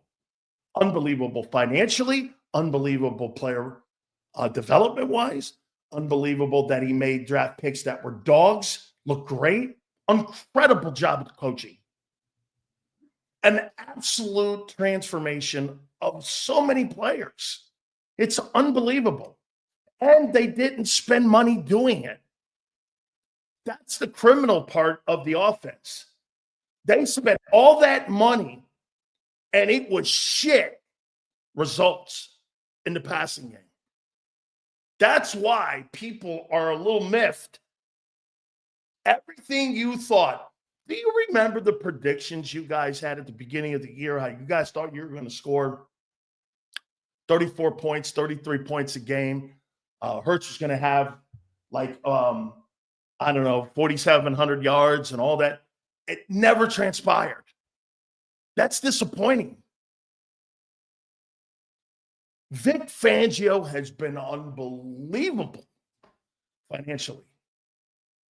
Unbelievable. Hey, do I think, quite frankly, that Oren Burks is going to shit? No, I think Oren Burks is probably going to play pretty efficient. You know, somebody asked the question in here, Sills, what do you do to help Burks? Nothing. Get out there and play.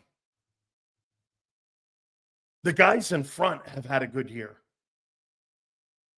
Davis and Carter have done something this year they didn't do a year ago. You know what that was? They didn't run out of gas. They look like pros in week 18, 19 now. Last year, they didn't look like pros. They looked like young players and unprepared players. This year, they're both. They're prepared. Hey, would I like more production out of Jordan Davis? Absolutely. But you know what I'll take? One step at a time with him. So he was in shape in week 18, 19. Had a pretty good game last week. Okay? Had a pretty good game. And he was playing like that in week 18. I'll tell you, that was one of the most impressive things for me. When you go back and watch the 22 and the way he played in week 18 compared to the way he played in week 18 last year, go back and watch that. It is a different guy. I believe that's Vic Fangio and Clint Hurt. Seals, what are your thoughts on Tanner and his future development? I think he's got a lot of potential. I think he needs more reps. I wish there was a developmental league that they could send him to get him more reps like they had back in the day with the World League. I'd like to play him a ton in the upcoming preseason, get him as many reps as I can possibly get. He needs just more playing time. I'm not saying he's ready to take over his team. He's not. I mean, but look, he has all the fundamental skill sets. He's smart. He's tall. He's big. He's got a big arm. He understands. He processes the information exceptionally well. He moves his head around. And get this. You know what he does really well? He moves passing lanes with his eyes and his head. He's got a knack for that. Okay? Yeah, that's right. I love that, Dave. I love the eyeball test. You know, the eyeball test is one of the most important things because most people sometimes, what people will do, Dave? They will overthink shit because they think they know better and not trust their eyes. What are you seeing? I mean, first start there. What do you think? I mean, what are you seeing with the player? He drops back well. He's got great feet. He stands tall. He's constantly looking downfield. All the intangibles. He does. Get this. I disagree with people. I think he does move well out in the perimeter. He just needs more reps at throwing on the run. Is he going to be? He's got a game like Roethlisberger. He could be something like that. Ben's not going to take off and be some speed merchant. But Ben moved around in the pocket, got out in the perimeter, created passing lanes. He's a big, goofy 6'6" guy himself. He could be something like that if you coach it right.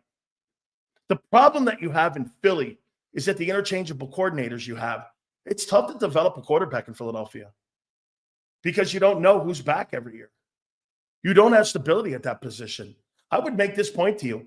The most unattractive job in NFL has to be the Philadelphia Eagles coordinating jobs, except for now with Vic at 70. Vic's not getting a head job. He's not going anywhere.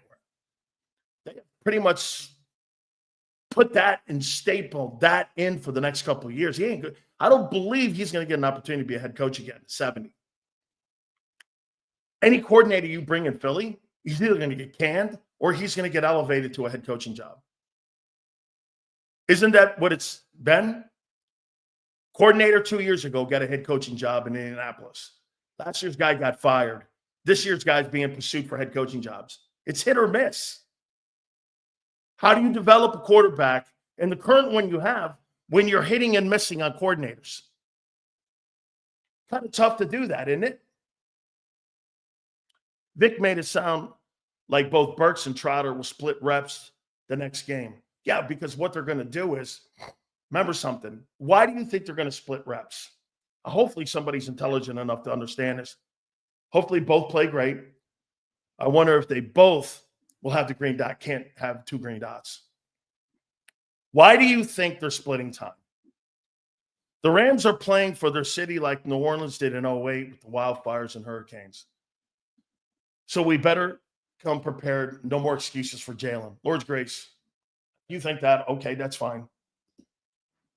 Big Sills, what percentages of advantage would you give it to having one extra day off than opponents in your experience of flying across the country? I fucking hate flying across the country. I just absolutely hate that. And I think that's a big deal for the Rams having to fly to LA or to Philadelphia. They both play special teams. That's why there's rotations. Okay? Whoever is going to play better on Sunday, Trotter or Burks, they're going to get the majority of the reps. But they both play special teams. They've got to be cognizant of that. They can't suffer in that. Here, this is what you don't want. You don't want to get a guy hurt playing in the regular lineup, and then it affects special teams, and you give up a special teams play to the Rams, and they get a TD out of it. See, Nakobe Dean's injury not only affects, you know what everybody's talking about? I heard Zaner and those guys on Birds 365 talking. You know what they said? What is Nakobe Dean's injury? How does that affect the Eagle defense? It affects the entire team. He doesn't only affect the defense, he affects special teams. You understand this, right? Because now you have to elevate two guys. And where did they get those players from? Special teams. So Dean's injuries affected two teams, the starting defense and special teams.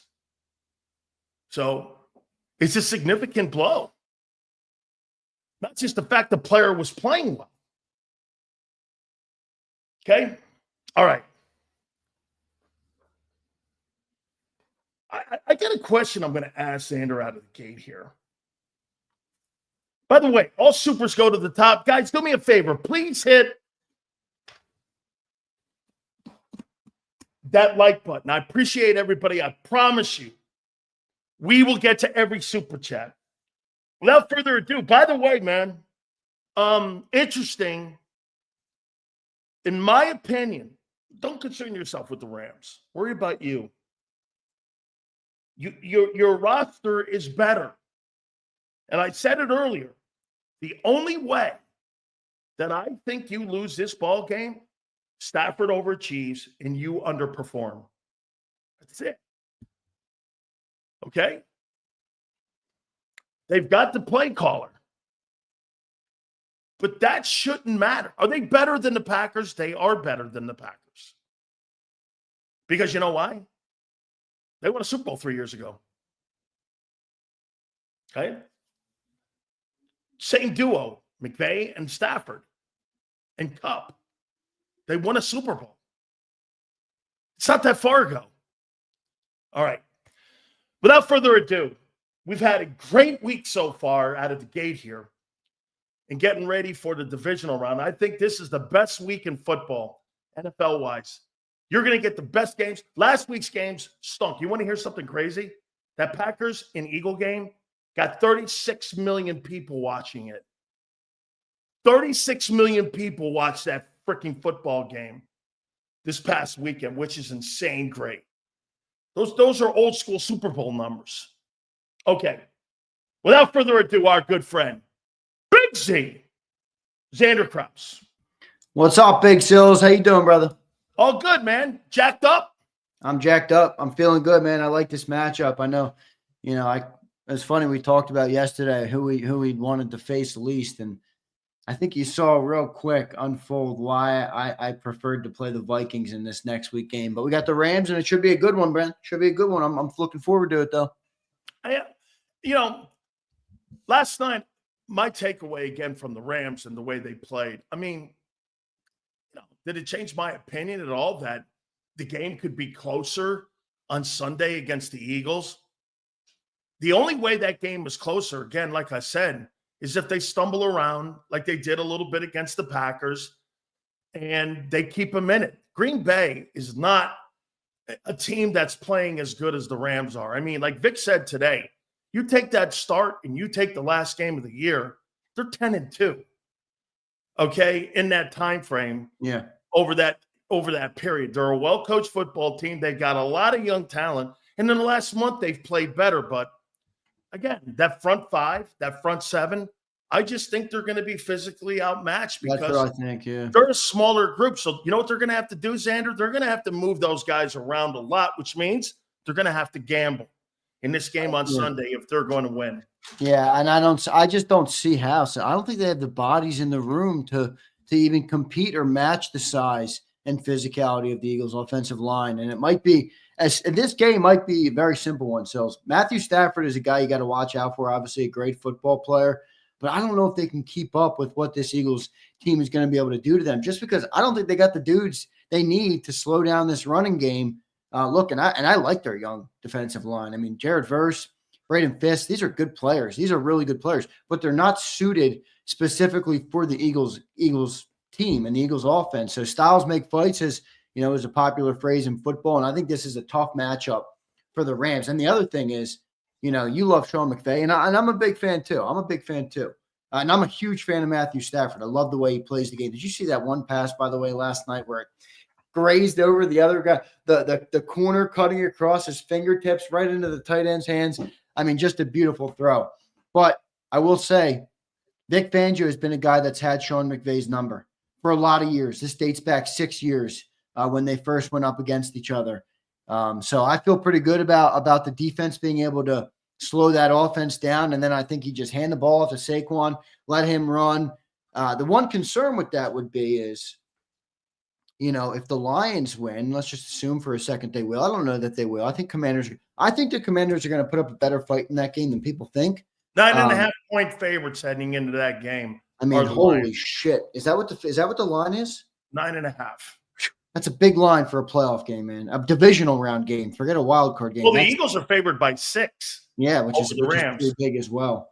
I just don't think they're going to be you wonder if the Eagles are, if you do go up against that Detroit team, maybe you can beat them with the same formula if your defense is able to hold them. But if you can't, that's probably a team you're going to have to throw against. And if you haven't done it in a couple of weeks coming in, I'm not saying they can't. They did it against Pittsburgh. I think they proved us wrong there where they hadn't passed it well at all. And then that game, it was an emphasis. And and they did well. So, but I think you stick to your formula in this game versus the Rams, and you should be able to get out of there pretty easily. I would say this, and again, and I agree, and I liked what Vic said today because he was asked a question about McVay. He says he's one of the top 3 play callers in the game. He has a great feel for the game, and what he does is he is not afraid to adjust on the fly. If he sees something, he'll immediately go away from it, and he'll go into things that are working. Do you know how many people try to put a square peg in a round hole when they're calling plays, no matter what it is? You know, how many times did we see in that Packer game that LaFleur ran those plays inside with Josh Jacobs, and it's in the fourth quarter, at the beginning of the fourth quarter, and you're like, why the fuck are you doing that? Killing the clock. You need to get points on the board, and you need to be in a hurry up. You saw a little bit of that with Kevin O'Connell last night as they meandered into that game where they needed time and plays to get on the board. You see coaches sometimes shit the bed like that. I think McVay doesn't. I think McVay, and again, okay, it's one thing to sit there and say that Vic has had, I mean, this guy has got a legendary career going. I mean, he's younger than Nick Sirianni, and he's more accomplished than any coach in the NFC right now, and how well that they build that team. I think they got a couple things working in their favor here. Les Snead, Kevin Demoff, their front office, him, the way they draft. I like the way they select coordinators. I like the way they put coaches on their staff. Take a look at his coaching staff and look at the coaching tree and the people that have gone on to become head football coaches. And we're going to get a guy on at 5:30 that he was part of a coaching staff that had all those guys, Matt LaFleur, Kyle Shanahan, Matt LaFleur, and all those guys were in the building there with Jay Gruden when he was there in Washington. I mean, you love to see that. So they've got a great structure in how they're operating. But like you said, when you rip the script down and you look at it, there's no question the Eagles have the better roster. I want to bring this up to you. Wait, I just want to say one thing about what you just said about McVay, because I think it's, I think you've been proven right already on this guy. I mean, look at how they came into that game last night. Many people criticized the Rams because they decided to rest week 18, and people were like, well, you could have went out and win and not had to face the Vikings. That's what people said because they had the 14 wins, and they're like, you could have faced the Commanders, which would have been an easier matchup. And I think Sean McVay understood his team in that moment. I got a quarterback approaching 40 years old. We got Cooper Kupp, who's an older guy. They got some older guys in that room. There's a good mix of old and young on that Rams team. He knew his team, and he came out and destroyed the 14-win Vikings, made them look stupid. So I think that was a good credit to him, and it shows you how the playoffs are a different beast, and not everybody is built to succeed in the playoffs. And Sean McVay is clearly one of those guys. Now, with all that being said, I think he's going to get knocked out this week. But go ahead. No. They really don't have, like I said, the horses. They really just don't. They don't have the horses. Yeah, they don't. Eagles just signed Nicholas Morrow, by the way. You remember him from last year, right? Yeah. Yeah, so he's going to be your depth piece. But I thought what Vic said about Trotter today was interesting. What did he say? He said he's got a promising future, and that future might be right now. Yeah. I mean, Jay Gruden coaching tree here. I mean, if you think about it here, Sean McVay and Kevin O'Connell were on that coaching staff there with Jay. I mean, I didn't think Kevin O'Connell was great last night.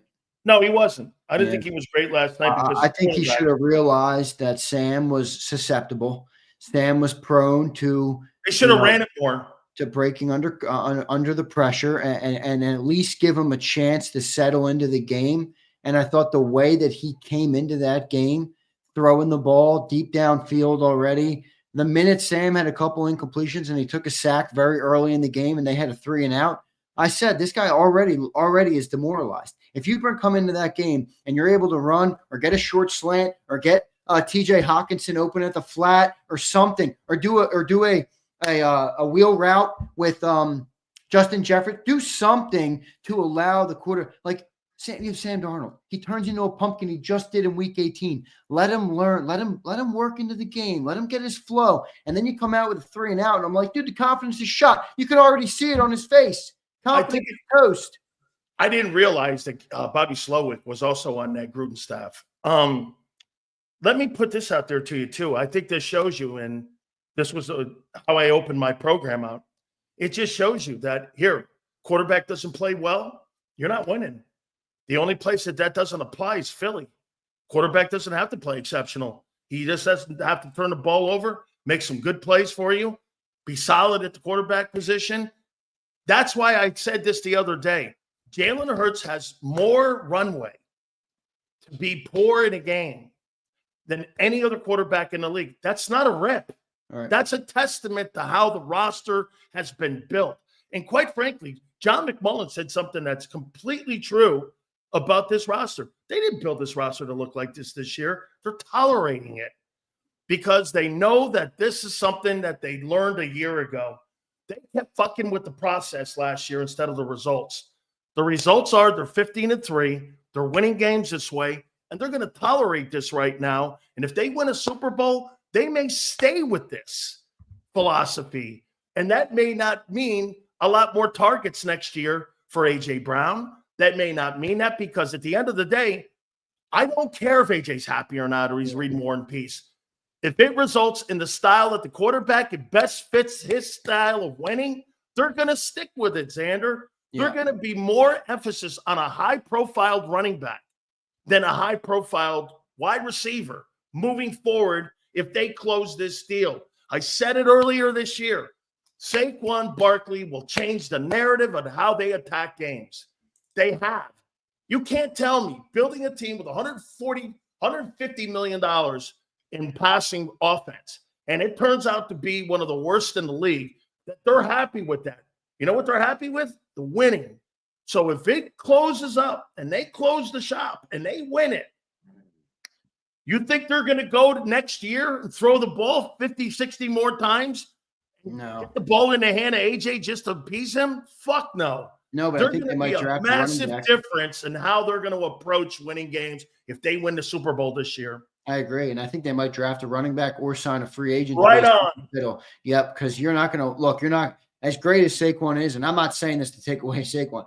You do not want. I mean, you want him to last. And 2 years, like there's a reason that no 2,000 rusher has ever ran for 2,000 yards again, right? It's not. It's very hard to do. It's taxing on the body. So I think you look over at what Detroit's doing, and you probably think about doing that. And you're not wrong. But the one thing I'll give Jalen credit for, because I think I don't know. I don't want to say I was hard on Jalen, but I just said he's the caboose on the team. The one thing I will give him credit for is he doesn't create negative plays like some of these other quarterbacks do. Some quarterbacks are like here, and then they go all the way down here. Yeah, but those are manageable in a sense of I'm talking about a big turnover, a fumble, and I haven't seen him. You're living with the sacks. I'm living with the sacks a little bit more. I just mean You're right. Doesn't fluctuate super low like some of these other quarterbacks do. Like you watched Darnold last night, you're like, they had no chance to win that game with the way he was playing. I don't think Jalen ever puts you in that position. No. Now, on the flip side, he doesn't give you some of those crazy upside plays that you're seeing. At least not this year. I think he did in the past. They've kind of coached them out of him a little bit this year, but he doesn't cost us games, and I think that's a positive thing. And that's moving the goalpost, but it is a positive. It is, Xander. In football, there's no such thing as moving the goalpost because every year, every game, every week, the goalpost is changed with narratives on who's healthy, who's not. You don't think the goalpost has changed without Nakobe in there? Right. I mean, I heard everybody talking about how does it affect the defense? Well, how does it affect the special teams? You're talking about two units that get now affected because now you got to split time with Trotter and Burks. And those guys, dude, imagine if one of those guys goes down. Now you're talking about two units being injured. Right. That's talking about your main defense, and you're talking about special teams. Burks was the tone setter that set the tone in that ball game. That's how important he is on special teams. That was a huge play to start that football game. But again, here, I'll make this point on Tom Brady. I know a lot of people don't like his delivery. I don't really give a shit about his delivery. I care what he says. When that guy's talking the way he does, I'm not doing that play for 2 yards. I'm not doing that play for 1 yard. I'm learning to live another play. Get that out. Right. What's the end? He plays the percentages, and that's what I like. The reason they're not throwing the ball down the field with the Eagles, why should the Eagles at 15-3 play high percentage turnover football like the Packers did Remember when Love threw that pass down the field, I'm like, why are you fucking doing that? You're coming out of your skin, and what you're doing is you're panicking. When you throw the ball like that, didn't you feel that was a panic throw from Love when he threw that down the field and it was an absolutely. iron? I thought that was a panic play from the play caller, and it was 5 yards over. Why would the Eagles do a play like that where they could have a high percentage turnover when they're running you over? The Eagles have come to the conclusion that don't put them in high turnover opportunities, which means throwing the ball across the middle of the field, which means doing any of that where there's a shot at turnovers when we can run you over, throw the slant. That's why the slant not being in the game was kind of an oddity a little bit, because that slant's, you can't defend it. So that where you can maybe go back and forth. But I think the play caller and I think the head coach don't want to put the quarterback in a position where he can create a turnover in the passing game. And that's remedies working. You can't kill it as long as you're winning. You know, we're talking more about killing the method instead of the result. Yeah, you're right. Can I say one thing to you, though? All right, because I'm conceding to you that I have shifted my goalpost on Jalen Hurts. I mean, before the year, I thought he was going to have a big passing year, obviously. It's very obvious that that is not the road they went. But will you concede one thing to me? Maybe you won't. Maybe you'll tell me to F off, Big Zay. I'm not having it, all right? That's fine, too. But early in the year, I think the thought process, and to be fair, I agreed with you, was you can't win a Super Bowl this way without getting the passing game going. Do you now believe to some extent that this team could win a Super Bowl without ever getting that passing game much better than what you've seen so far this year? Go fuck yourself. I'm kidding. Yeah, but you just said this shit. You just said they might be able to go. No, I don't believe that. However, it's going to be proven whether I'm right or wrong. Mm-hmm. Okay? Because right now, that is true. On January 14th. That is true. Okay? That was great. Go fuck yourself. All right. Well, listen, if they lose, I don't think they're going to, and definitely not this week. I mean, shit, if you want to talk about Detroit, that's going to be a different game. But I feel good. I don't know. Don't you feel like this is kind of a gift, Sills? You're in the playoffs. Like, you're going to have good games, right? Like you don't play shitty teams in the playoffs in the NFL. I feel like this is a gift for a divisional round. You don't feel like that? You frighten me when you talk like this now, because now I'm going to start thinking about Detroit. I'm going to start thinking about the next week. I'm going to start thinking about, dude, the worst thing you can ever have a coach do, or the worst thing you could be as a player, is start to do this. Start to believe the clippings. Start to believe Xander Krause. Start to believe everybody that how great you are, how wonderful it is. The Rams are a layup. That, to me, is the remedy on how you get upset in a ball game. Ask the Patriots, the undefeated Patriots, and how great everyone was talking about, how they were going to knock the Shula undefeated Dolphins out of the realm, how they were going to make history. They got beat by a 10-6 Giants team that they murdered in the final week of the season. So, I mean, now everybody's going like this. You know, we had our way. Barkley, I heard you crowing like a fucking rooster this morning, going like this. Oh, Barkley had his most iconic game, and he was great. They blew it. I'm going like, man, I don't know, man. Sean McVay's freaking hate that talk, man.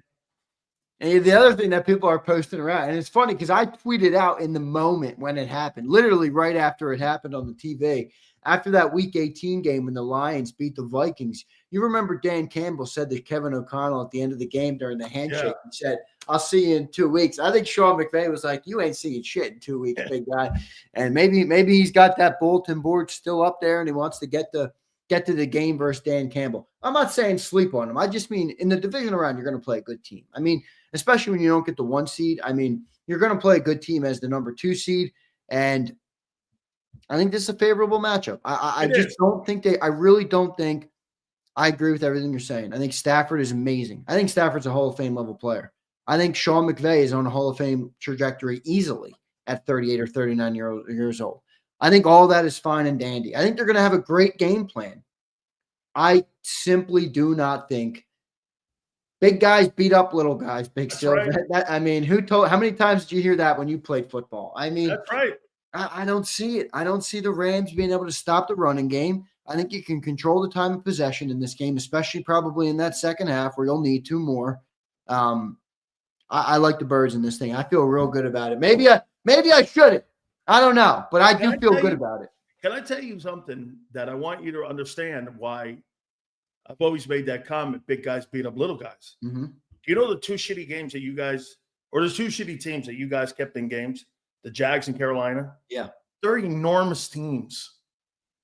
They are enormously big dudes. Yeah. I didn't see – I don't know. The Rams aren't. The Rams aren't. No, the Rams are little dudes. Rams are little dudes. Right.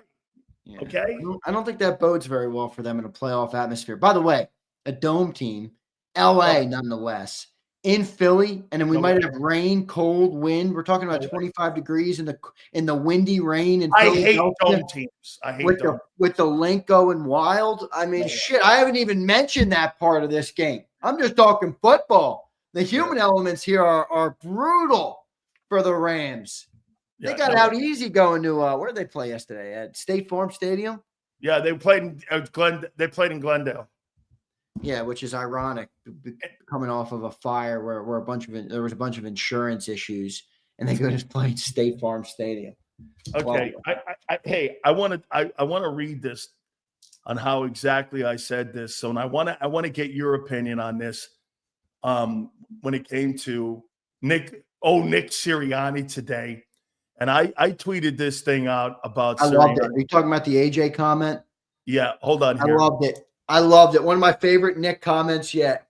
Nick's an asshole. Hold on here. Nick is our asshole, and he's the perfect asshole for the city of Philly. He's a fucking asshole. Here you go. I'm starting the head coach Sirianni might be my favorite asshole The Eagles head coach, Nick Sirianni's cool with AJ reading a book on the sidelines during an NFL playoff game and not being focused on the game. I tweeted this. I think it's the most asinine thing I've ever heard a fucking head coach in the NFL ever say. You're okay with a guy reading a book on the sidelines for an NFL football playoff game. He's been not being engaged with his teammates and off reading some Sherlock Holmes book.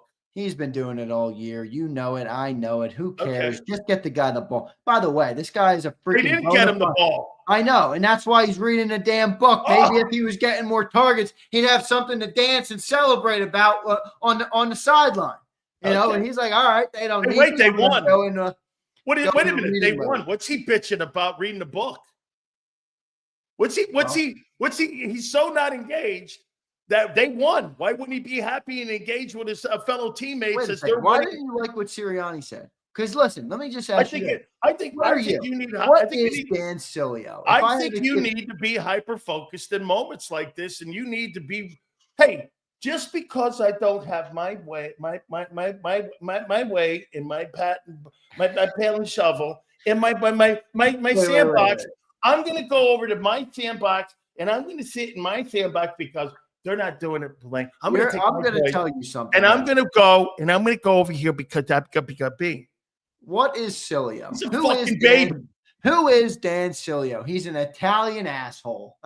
That's what he is. What is Nick Sirianni? The same thing. He's an Italian asshole. He says shit that you're just like, what the fuck? But he's working. He's winning. He's got these guys playing for him. And how much more can I complain about the guy? He's got a great roster. Yes.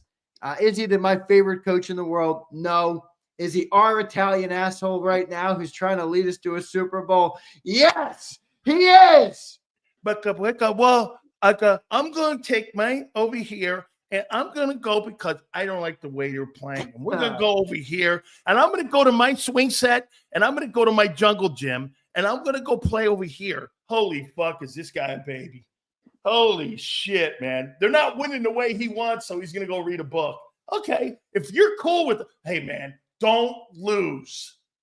You know, top rope. Now I'm going to come off the Cactus Jack.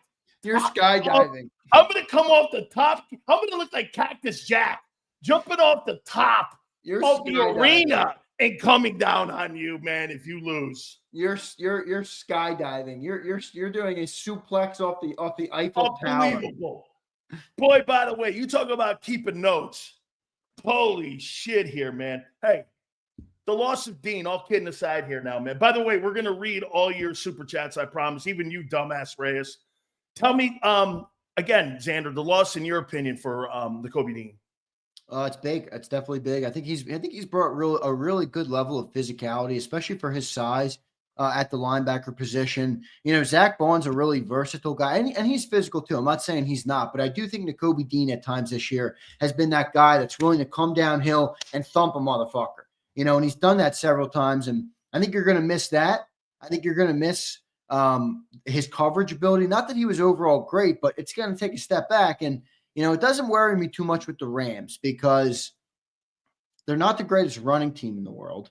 You got a good back. Their tight end, they got a good back. I like the back, but I mean, as a team, as an offense, he's not special. Right. He's not special. And who's the tight end? Sorry, I'm blanking on the name right now, but the guy who got hurt last night, I just had a brain fart on his name. I just had it. By the way, Tyler Higbee. Sorry. You know what, too? Did you see what the latest on Puka Nacua? Because I saw him limp out of there. Yeah, I know. I didn't see the update on him, but Higbee, I don't know if he's going to play. Now, he might not play. So if you don't have him and you don't have this great versatile run game or elite run game, as you pointed out, I don't think it's something that could cost us in this game. I think you're going to have to make some adjustments. I'm curious if Vic Fangio maybe goes to more five-man fronts, you know, maybe goes to a little bit more dime and passing downs. I'm not sure. I think there's things that Vic will probably do and mix up in this game to make up for the loss. Overall, I feel okay about it because of Vic, right? I think Vic has proven to me this year that he's going to take something and make the most out of it. And it's an unfortunate loss. I more feel for the player here, man. I hate that. Guy really emerges as a third-round player. Probably was potentially going to get an extension this offseason to get it out early, you know, before the final year. No, I guess that was his second year. Was that his third year? I think he's in his third year. This is his third year, right? Yeah, because he didn't play the first year. He only played 40 snaps or whatever last year. This is his third year. I was really looking forward to, you know, I think he's a good dude. Not that matters for playing football, but I like good stories and good people. And it sucks because it's, you know, it's a tough injury. You know, I listened to a doctor's clip and he's like, you know, if you're an Eagle fan and you don't want to hear bad news, then don't listen to my video. And basically said, this is a bad injury. This has changed players' careers, this injury. Absolutely. Plus, he listed off a couple of the guys. So it's not tendon. It's also nerve issues. Yeah, it's a lot of stuff in there, man. It's going to be a big road to recovery for him. So, but on the football field, it's a tough loss, man. No doubt about it. Where I really think it bites us is not bites us, but becomes a big factor is Detroit. I mean, if you're going to play Detroit, you're going to have Ben Johnson, you're going to have Sam Laporta, and you're going to have Jahmyr Gibbs. Yeah, those are three guys. You might have also the other guy, Montgomery. They're talking about activating. Yeah, but Montgomery's not the guy in the – well, he does catch the ball, too, out of the backfield. But he's got 900 rushing yards. Dude, if you get Jahmyr Gibbs lined up one-on-one with Oren Burks, it's a touchdown. I mean, come on, be real. It's a touchdown. That dude is fast, elusive. He runs routes like a wide receiver. He's got crazy speed. That is where I don't like the matchup. And they got the offensive coordinator, by the way, to scheme up the right plays for it. So I think McVay is a little bit more limited unless he can get somehow Nacua or Cup, and I don't really see that. So I feel all right about it this week, but it could cost us next week. Here's what I heard you talking about this. What are some of the things that Vic can do? Well, it's simple. Where do you have the most depth? You have the most depth in D-line. So that's where you're going to manipulate and move around more. You're not going to move around them linebackers, dude, because you don't have the skill set back there yet. Right. You know, I mean, plus you have to be cognizant of special teams here. Dude, the problem that the NFL has, I mean, I think there should be expanded rosters, especially during the playoffs. I would like that, especially if you're going to go to an 18-game season, that you would need a little more roster. And by the way, people keep asking me, says, what do you make of Nicholas Morrow being signed? I think it's a great sign. You know why? You're not going to get a streetwalker today to walk off the street and understand schematics and understand what their philosophy is unless you've been in that scheme before. Why did they bring Nicholas Morrow back? Well, he played in that scheme last year, and he understands the techniques, and he understands what's being asked of him. Now, is he going to be some impact player? If anything, he's going to be an impact player on special teams. That's where they need the help right now because they're limited and they're light at the linebacker position because of Van Helsing being out and also now Nakobe Dean being out. So, I mean, they need bodies in there right now for them to be able to be good. So, I mean, yeah, I mean, I don't mind the sign. I think it's actually a good sign because he knows the organization and he knows what's expected of him and he knows the scheme. So we're good. I mean, look, Trotter, I think Trotter's got a future. I don't know when that future is. Could it be now? Possibly. He's going to have to play. That's for damn sure. And he's going to have to get some reps in there. Yeah, by the way, if I'm Stafford, as soon as I see him, going right at him. I'm going right after the guys who have the limited knowledge. If I see Murrow in there, going right at him. If I see anybody out there, every time I see Isaiah, hey, what did Stafford do when Slay went down? Went right at Isaiah Rodgers, did he not? That guy's going to identify. Yeah, Stafford's the one guy who will. Yep, he's a veteran in that sense, so he will know where to go with the football. There's no doubt about that. No doubt. Let me bring up Stafford now before we read our super chats here. You concerned about Stafford entering this game? I'm not concerned about it. I mean, I think he's obviously a tremendous. He can beat you, dude. Huh? He can beat. I know he can beat me. I'm not saying he can't beat us. I'm not saying he can't beat us. No way am I saying that. But that team can't. He can. I'm just going back to that game.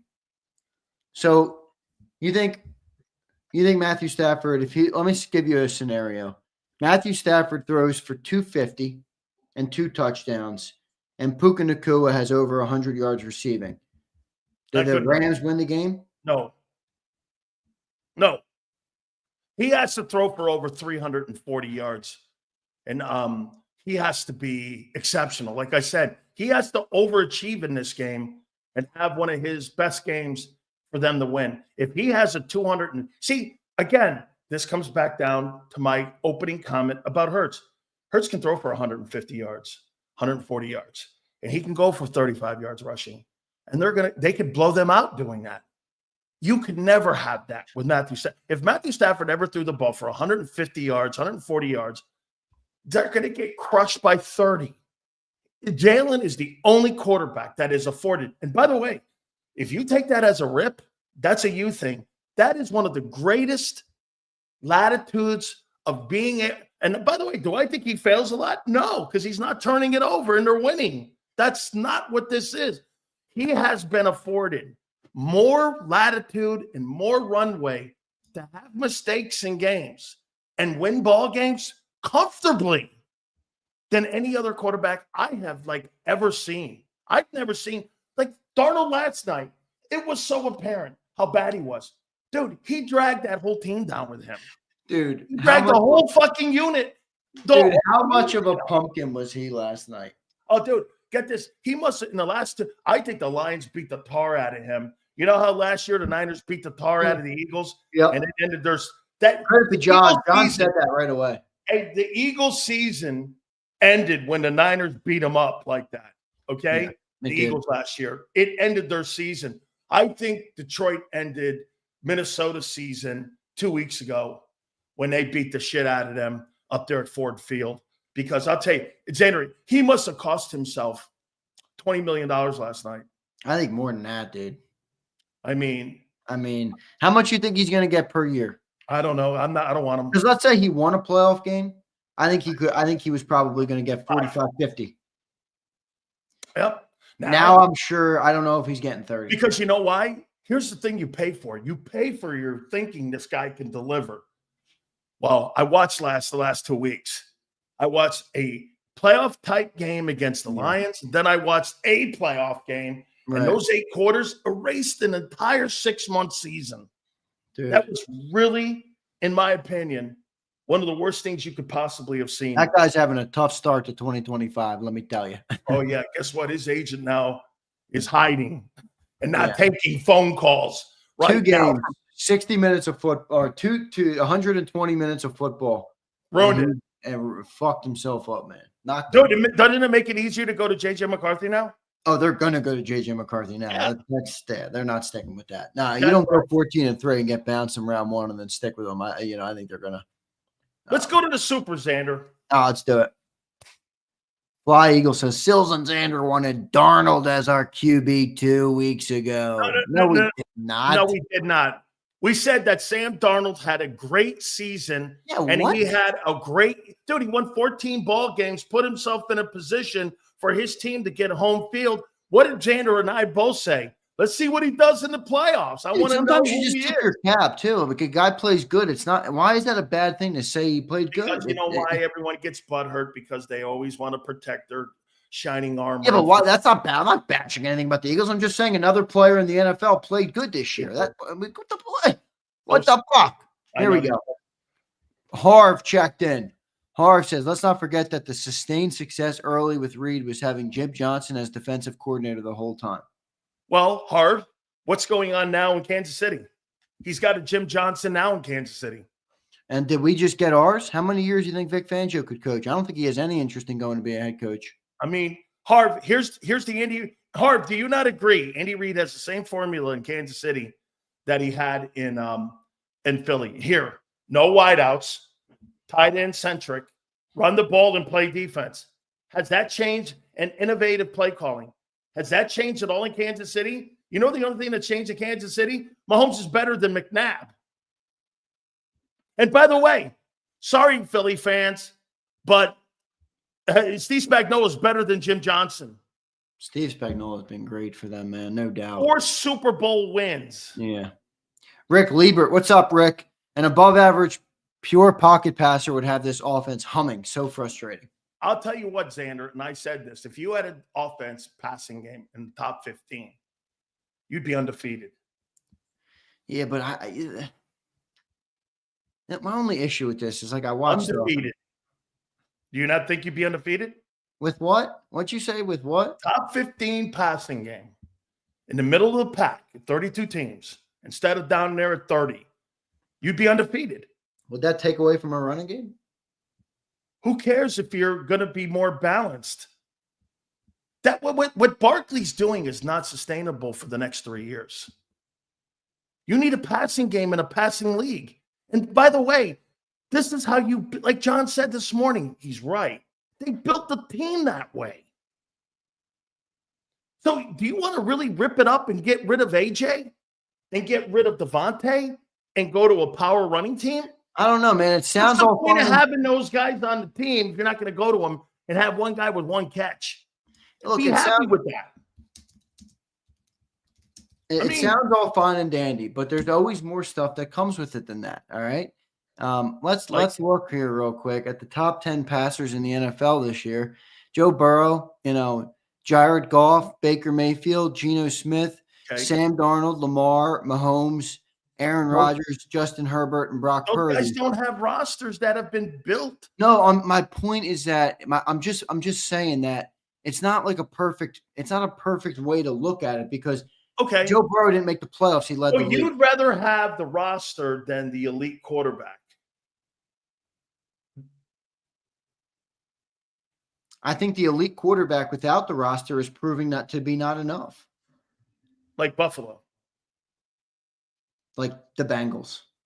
Okay, well, you could make an argument that Joe Burrow is the best pure quarterback in the NFL this year. Okay. Best passing quarterback. So you're okay with the quarterback being good, not exceptional. He's got to be better, though. I'm not letting him off the hook. I want him to be better. I want him to seize more opportunities. I want him to. I gave you his run in the playoffs so far, except for the Super Bowl, which was excellent. Yeah, which is excellent. Yeah. Okay, but the rest of those, he averages 135 yards a game. You're okay with that? For the wait. Having a great roster, though, like the Eagles do. Dude, you got a great team. You got a great team. Sills, are we trapped in terms of in our mind? Dude, I'd like to be trapped at 15-3.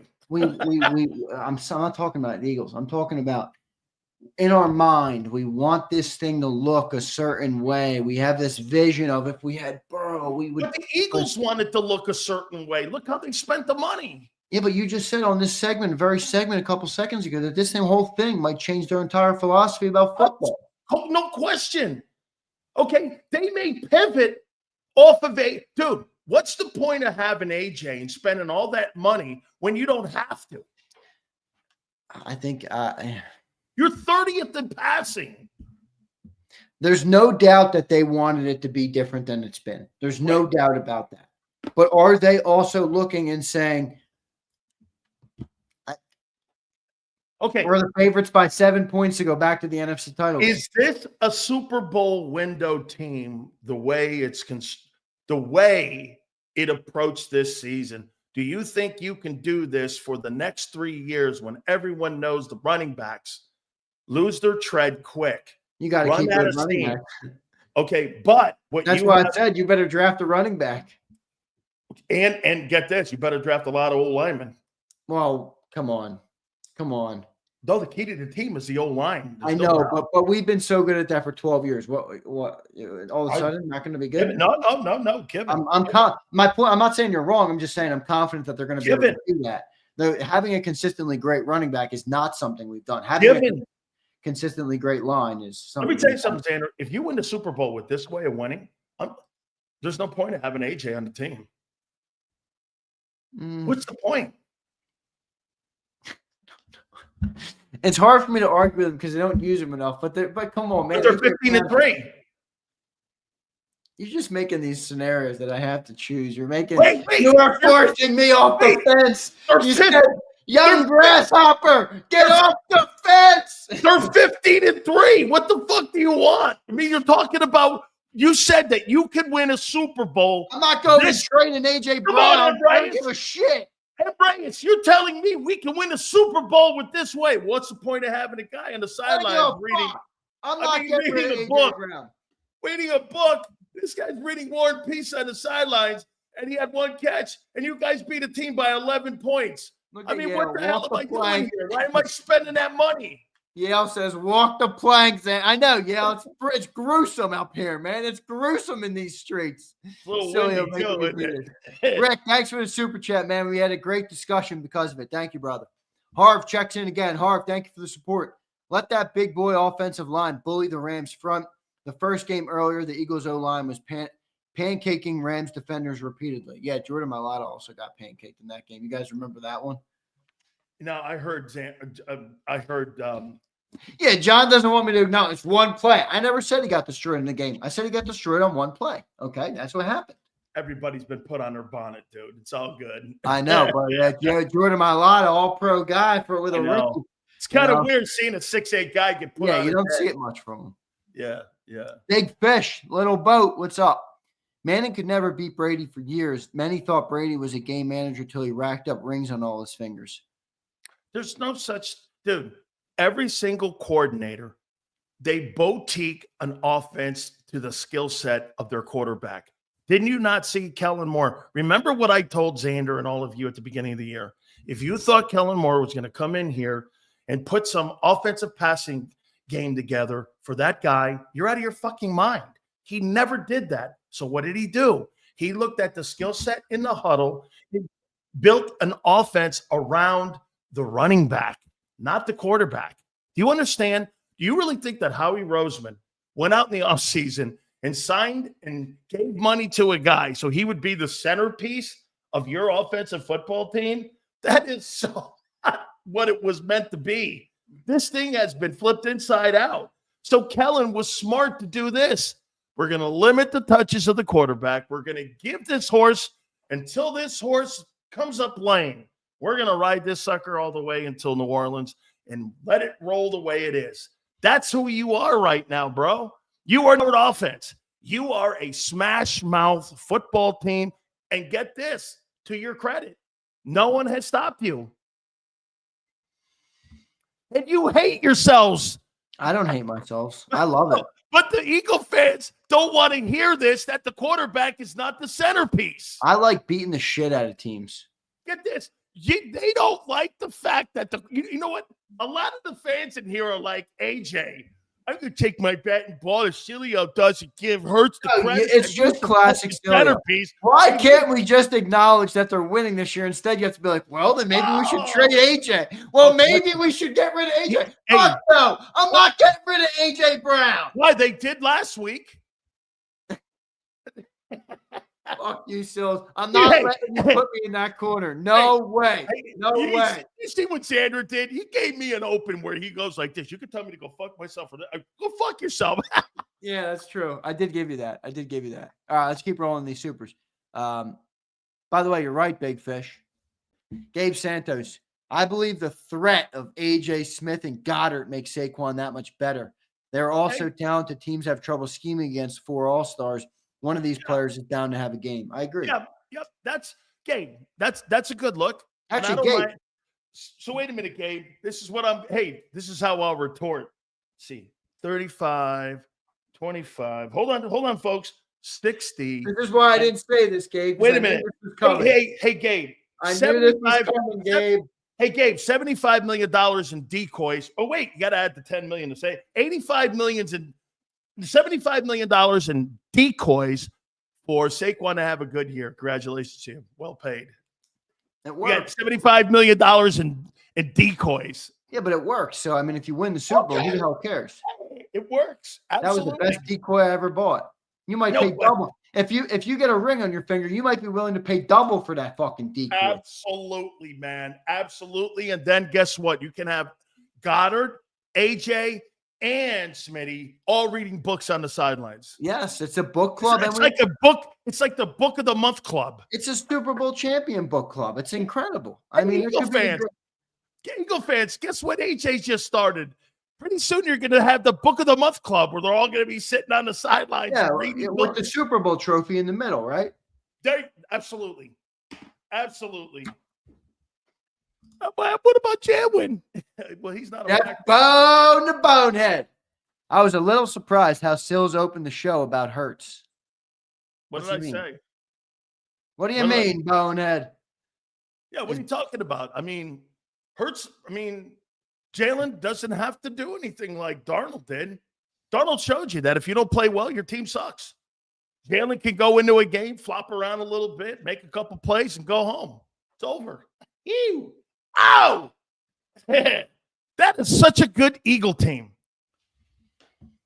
Your Eagles are so good, your quarterback doesn't have to be good. I better never hear you criticize. You might need to send Howie Roseman a text like, "Hey, man, I was wrong about you. You have done a sensational job." I agree with John. Your quarterback sucks, and you can still go to the Super Bowl. I mean, is that what you're going to say to him? No. I'm going to say this. You got so lucky the way that this thing fell because you didn't build this team the way you wanted it to win. John's right.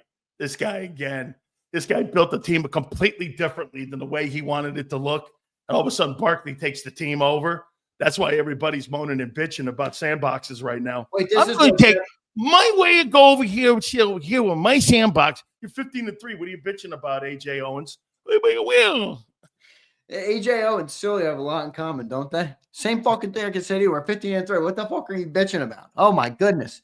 Bonehead said, Sill says something about giving Hurts a mulligan. Oh, yeah. You guys going to give Hurts a mulligan? Sure, why not? Fuck, give him another one. Coordinator sucks, rust. Give him a mulligan. Hell, shit, why not? And he followed up, and the reason why Hurts isn't passing as much is because that's what's asked of him. Okay. So you $50 million quarterback, you're not asking him to be good. Great, you're asking him to be good. Okay. Yeah, elite. Dual threat. Oh, my God. He can't throw it. Let it end. Please, Eagles, win the Super Bowl. Oh, my God, I know. Herman, thank you for saying it, Sills. We play the Rams this week. Focus up one game at a time. No, Herman. That's for the Eagles to do, okay? I'm going to sit here and talk about every scenario and every team and everything that comes to mind with this football team because I don't have to be prisoner of the moment like the team does. That's for the team. The team must focus on the task at hand. I can talk about anything. If they get beat, it ain't going to be my fault. All right? Sorry, what'd you say? I was reading War and Peace. What? Oh. Sorry. Yeah, I was just because you said you don't. I need you to block. Hold on. You don't have to. I need you to block. You don't. Wait, Sills, I need you to set up a show so John can talk to the people.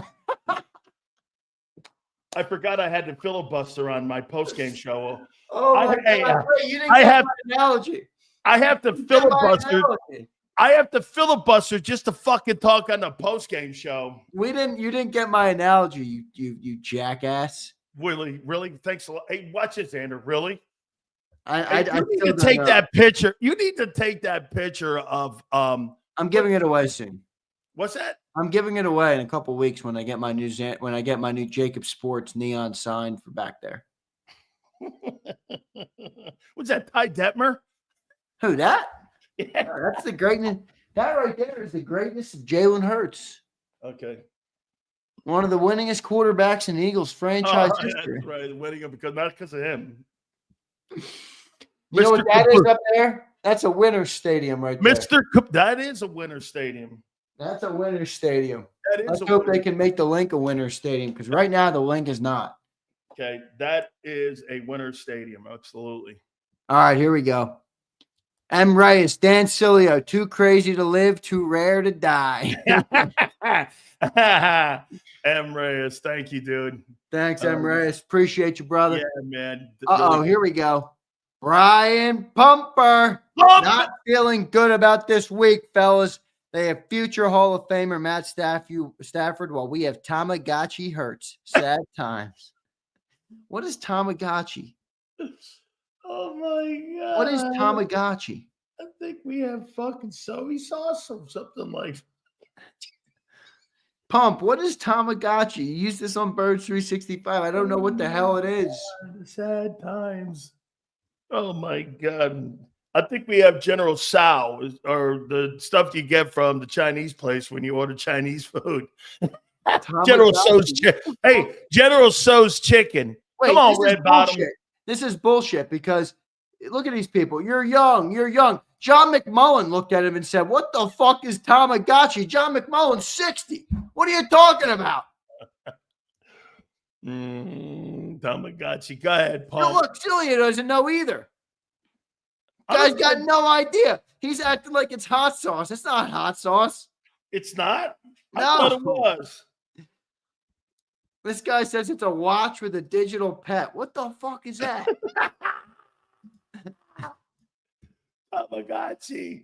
I think it is a watch. I think it's like a Chinese watch. Tamagotchi digital pets. Let's pull them up. Yeah, I think it's a digital pet watch. It's like a pet rock. Yo, Pump, fuck out of here. It's a Chinese digital toy. Fuck out of here with that, Pump. Oh, my God. Can you imagine talking like this? Look, Buckholder, McMullen is too old and you're too young. Yeah, right. Perfect scenario, right, Buckholder? I mean, come on with that shit. Here we go. Philly Dogs. If you know Kellen is the problem, stop blaming one when the route trees suck. Yeah, hey, Philly. They're 15-3 with Kellen Moore calling plays, too. He gets the credit, too. If Jalen Hurts is all he does is win, he gets the credit, too, for being 15-3 and realizing your quarterback stinks. That's what this is. Oh, no. Really? Jalen's the reason. Kellen's the reason Jalen's not playing well. You're 15-3 because the coordinator wins. The difference between Kellen Moore and Brian Johnson, what's the difference? Kellen wins. Sileo, wait, if I asked you to pick one person without looking, all right? So look at me, don't look at the chat. If I asked you to pick one person that you thought would go to war for Tamagotchi, who would you pick? Stu. One more pick. Oh. Twiz. Oh, M. Reyes says, it's a digital pet, you assholes, and they were amazing. They were amazing. It's just like your quarterback. He's out of fashion. Must have went out of business, right? Oh, that guy. Sileo thought it was hot sauce. Hurts is like a Tamagotchi watch. It doesn't exist anymore, and it's out of fashion. Nicely done, Pump. Sileo thought it was hot sauce. Hey, Pump, it only took us 5 minutes to figure the fucking reference out and the metaphor out, but hey, nicely done, dog. There's no pet rock and there's no Tamagotchi watches anymore. A lot longer. He sent a super chat about that on this morning's show. All right, here we go. Let's keep moving. Hurts is like a Tamagotchi watch. It's out of fashion. Rick again. Rick, what's up, bro? Thanks again. Is it Moore's elementary passing concepts or is it Hurts' inabilities? Both? Is there an OC who can maximize Hurts enough to win it all? Rick, hang tight in your seat, brother. Buckle in. We're about to go to the NFC title game with a win this weekend. What the fuck are you? You're talking like it's August. You're talking like we're preparing for the draft, like we're the Cowboys on the couch. Wait a minute. Let me ask you this, Sander. If Kellen Moore delivers a Super Bowl with that passing game, he is the perfect coordinator for the Eagles, right? Maybe. Oh, another fence post. What do you mean, maybe? What the fuck are you talking about? Another fence post seat. Give me a break, man. This guy's sitting on the fence post. Maybe? Since when is maybe part of sports talk? Fucking maybe? Holy shit. You ripped me last week for saying something like that. You went, that's the worst take I've ever heard you say. Okay, now I'm going to tell you, maybe? Anytime I hear maybe, I'm like, are you fucking kidding? Dude, I don't give a shit about Kellen Moore. If you want to replace him, who gives a fuck? If you win a Super Bowl with this guy delivering it as the coordinator, he was the right guy because you know why? He figured out Hurts. He can't do it. Yeah, I'm but going to help Steichen him. looked better with Hurts. What? Yeah, but I've seen better. Where? He hadn't won a Super Bowl yet. Yeah, but Shane had him playing better. Okay, but if they win a Super Bowl and you had Shane playing him better, but they didn't win. Well, they didn't have as good of a running back. Oh. Or as good of a defense. Okay. Football is a team game, Sileo. And they're number 5 in total offense.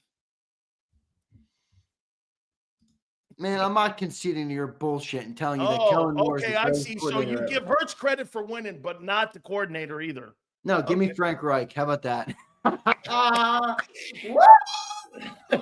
Yeah, baby. How's that for fence riding? No. The answer is no. All right? Give me Frank. And oh my God. Can you imagine if I had Frank in the building? They would have him. You should get Frank on the show is what you should do. I'll text him. You think Frank would come on right now? Yeah, I do. Yeah, I'll work on that. I'll work on Frank. M. Reyes just emailed me and he sent me a email because email's the trend today, okay? Because I don't know, somebody was in the chat fighting with somebody else. He's sending me emails. I don't know. He's crying in my email. Sent me like 10 emails. So M. Reyes' complaint. You want me to read it to you? Yeah, please. Sills hates Jalen Hurts, and this makes me depressed. Giga Pets were awesome, and both you and Sills had the wrong opinion on 90s tech. Thanks for your time. M. Reyes, Esquire. Hey, Reyes, you got an issue? You got an issue, bitch? You want something here for me? Here's a tissue. You got an issue? Here's a tissue. Fucking crying the way you cry. Are you fucking kidding me? John says, look at John. He says, why is it they asked him to not throw as much? Ask yourselves that question. Let's see the responses. They asked him because they don't want him to turn the ball over. Yeah. I mean, John, that's self-explanatory. What does that prove? No turnovers resulted in more wins. They went on a 10-game win streak after that. It proves your quarterback, well, do this, do that. Don't do it anymore. How you doing? Jalen Hurts has to do 3 things in a game. You know what he has to do? He has to take the tickets, mop the floors, and close the lights off when the building's over. Gary Hartfield says Dan Sileo is killing it today. What does that mean? Is that like you're red pilling people? Oh, man. Dan Sileo is not red pilling shit. In fact, he's about to eat crow all the way to the Super Bowl. And say, oh my God. Look at it. He moved the goalpost so much, he couldn't even admit it to me. I'll at least admit it to you that I've moved the goalpost on Jalen Hurts. You won't admit it that you've admitted on the shows this week this team could go to the Super Bowl. Yeah, with the way the quarterback is playing, yeah. Don't ask him to do anything. Earlier in the year you couldn't. You said you needed to get the passing game going. Because on January 14th, wait a minute. I also said this. I don't believe in my heart that you really are going to do it, but I think you can do it. with the football team right now, the way they're playing, if the quarterback doesn't turn the ball over, there's a great shot you could win this. But I do not believe that quarterback is going to deliver the goods at the end of the day. I do think because you know why? No one has stopped it yet. Xander, reality on January 14th. What do you think is going to happen? He's going to fumble a handoff?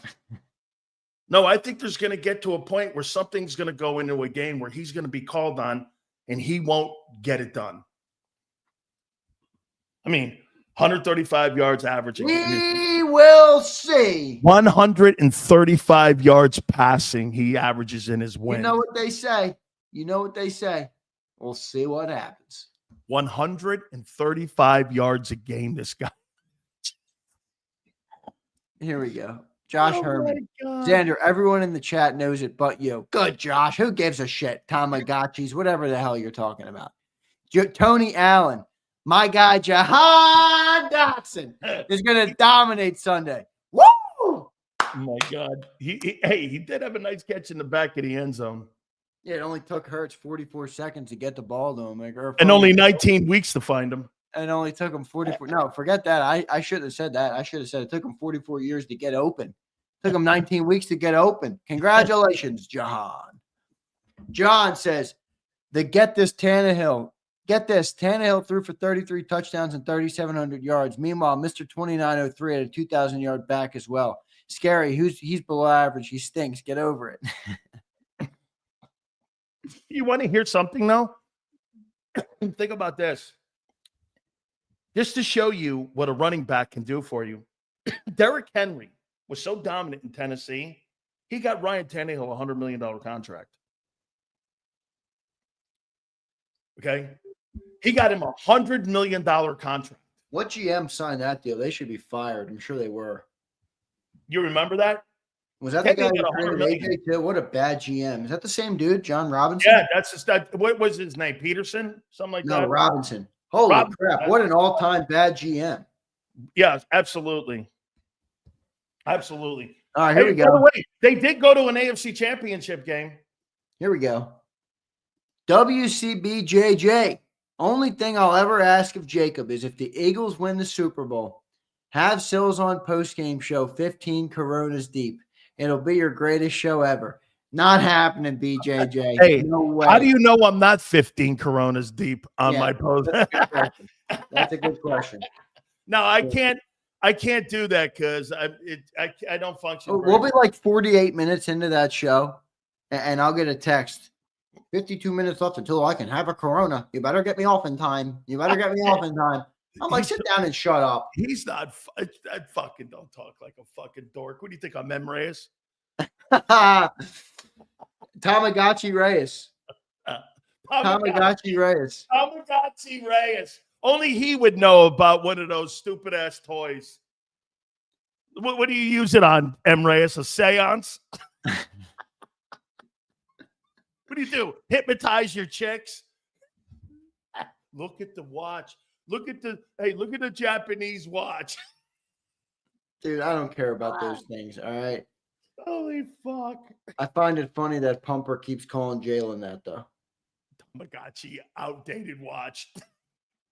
I'm Chinese. So I was telling the people this morning, Sills, on the Xander time, all right, which is my little segment after Birds 365 where I give away a bunch of shit. I like that, actually. I was telling the people on Birds 365, it seems there's a lot of people that like ganja, okay, or weed in our chat. So I was joking with them, maybe JAKIB should go into the business and make an edible called Sileoized. Yeah. Hey, do you know Joe Montana's in it? And you take the edible and you start realizing that it sucks. Wait a minute. You're bringing a little gummy bear and you're eating a gummy bear and you're like, Sileo's right. Yeah. It hurts, sucks. I'll give you a red one. Made. Jack Straw, where are you, my friend? I think Jack Straw's in the weed business or something of that sort. Dude, that's maybe we can make that happen. Make a Sileoized edible. Hey, before you go, I got two things I want to throw at you. All right, you got time? All right, here, check this out. I got time. I have ranked the divisional Big Sills power teams. Yes, I'm doing this too with you. Go ahead. Okay. Then the divisional power rankings for the quarterbacks. Oh, no. Okay. Okay. Here is the Big Sills divisional round power rankings as we move in to the games this week. Okay, here we go. At number 8, sorry, James Jones, the Washington Commanders come in at number 8. Really? Yes. I think Number they're playing 7, good. the Houston Texans come in at number 7.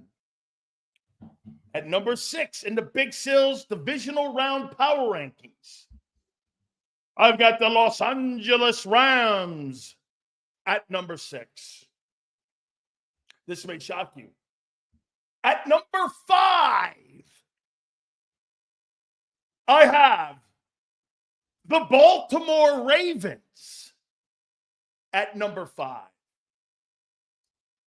At number 4, from the city of brotherly love, That is bullshit. Philadelphia Eagles come in. That is fucking horseshit. Number 4. That is horseshit. Number 3, guy with one of the greatest talents we have ever seen at the quarterback position. From Buffalo, the Buffalo Bills at number 3. At number 2, the Detroit Lions at number 2. At number 1, going for a three-peat and his 4th Super Bowl in 6 years, Patrick, Kansas City Chiefs, Mahomes. So here we are. 8 is Washington, 7 Houston, 6 Rams, 5 Baltimore, 4 Philly, 3 Buffalo, 2 Detroit, and 1 Kansas City. That's shit. All right, let me I got mine. You ready? Let me see this thing. Are you ready for the greatest? I am ready. Are you ready for the greatest power ranking of the divisional teams you'll ever hear? I am ready. At number 8, the soon to be eliminated Los Angeles Rams at number 8. At number 7, the also soon to be eliminated Houston Texans. At number 6, the Washington Communist at number 6. At number 5, Baltimore Ravens. We are 3, 2, 1. Look, Lamar Jackson has returned to his playoff form. He might be there on the pumpkin list soon. Number 4, the Josh Allen led and Josh Allen solely led Buffalo Bills. At number 3,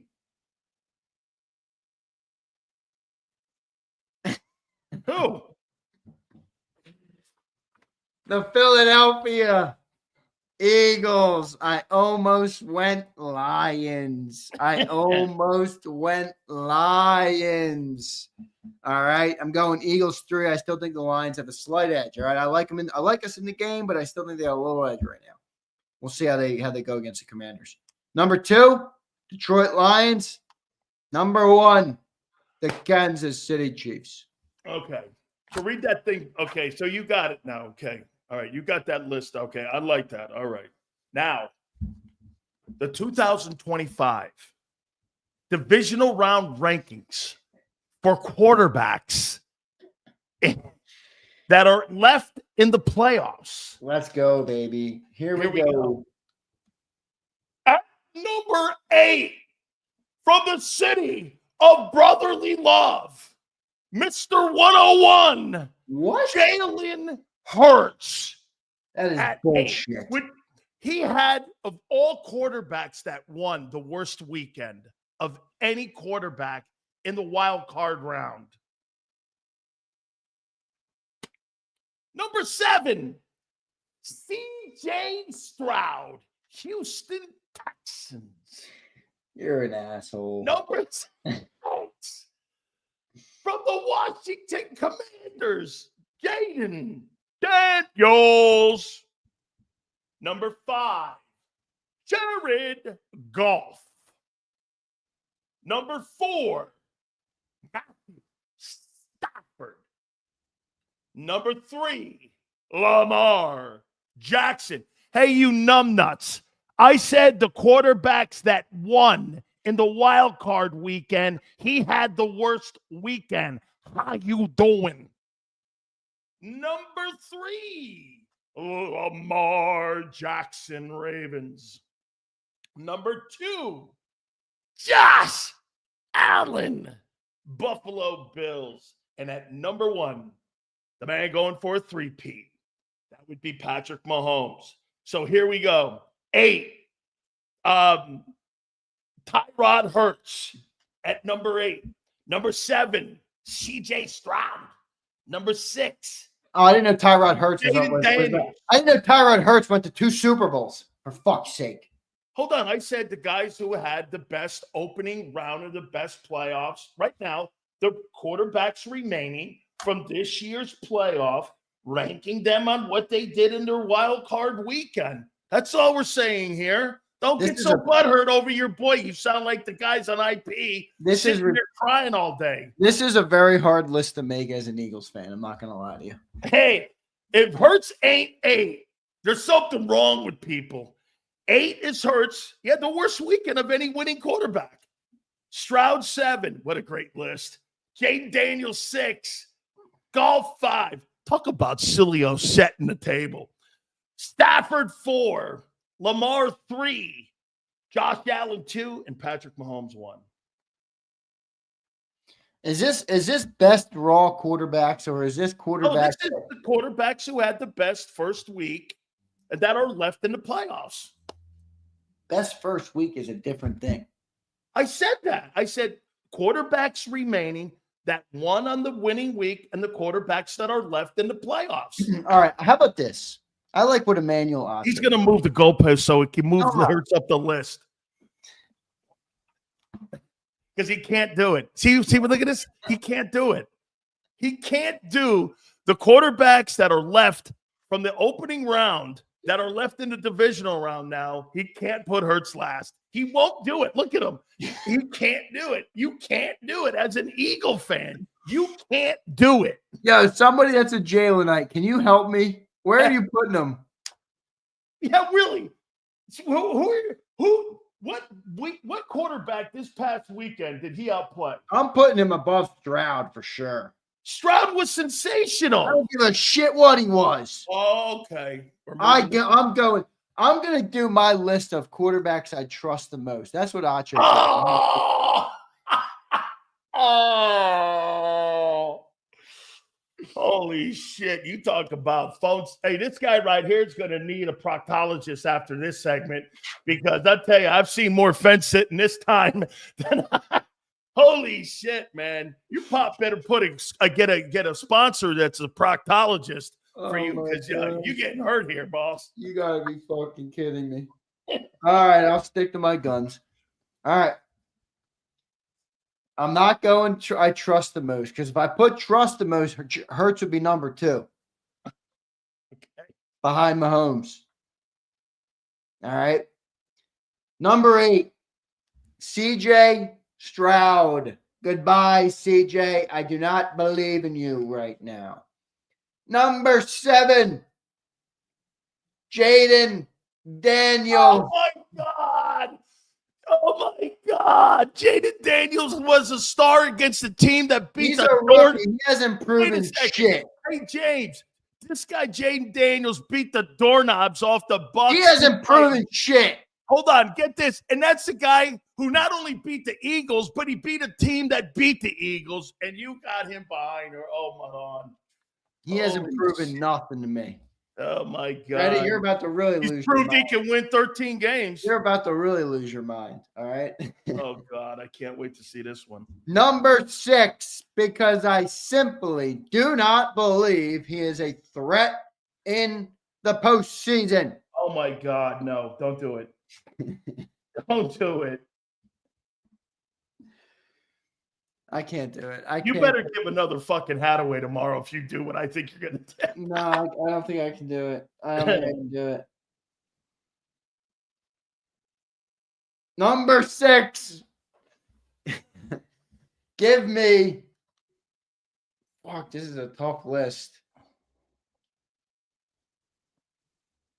He can't do it. I can't. He can't do it.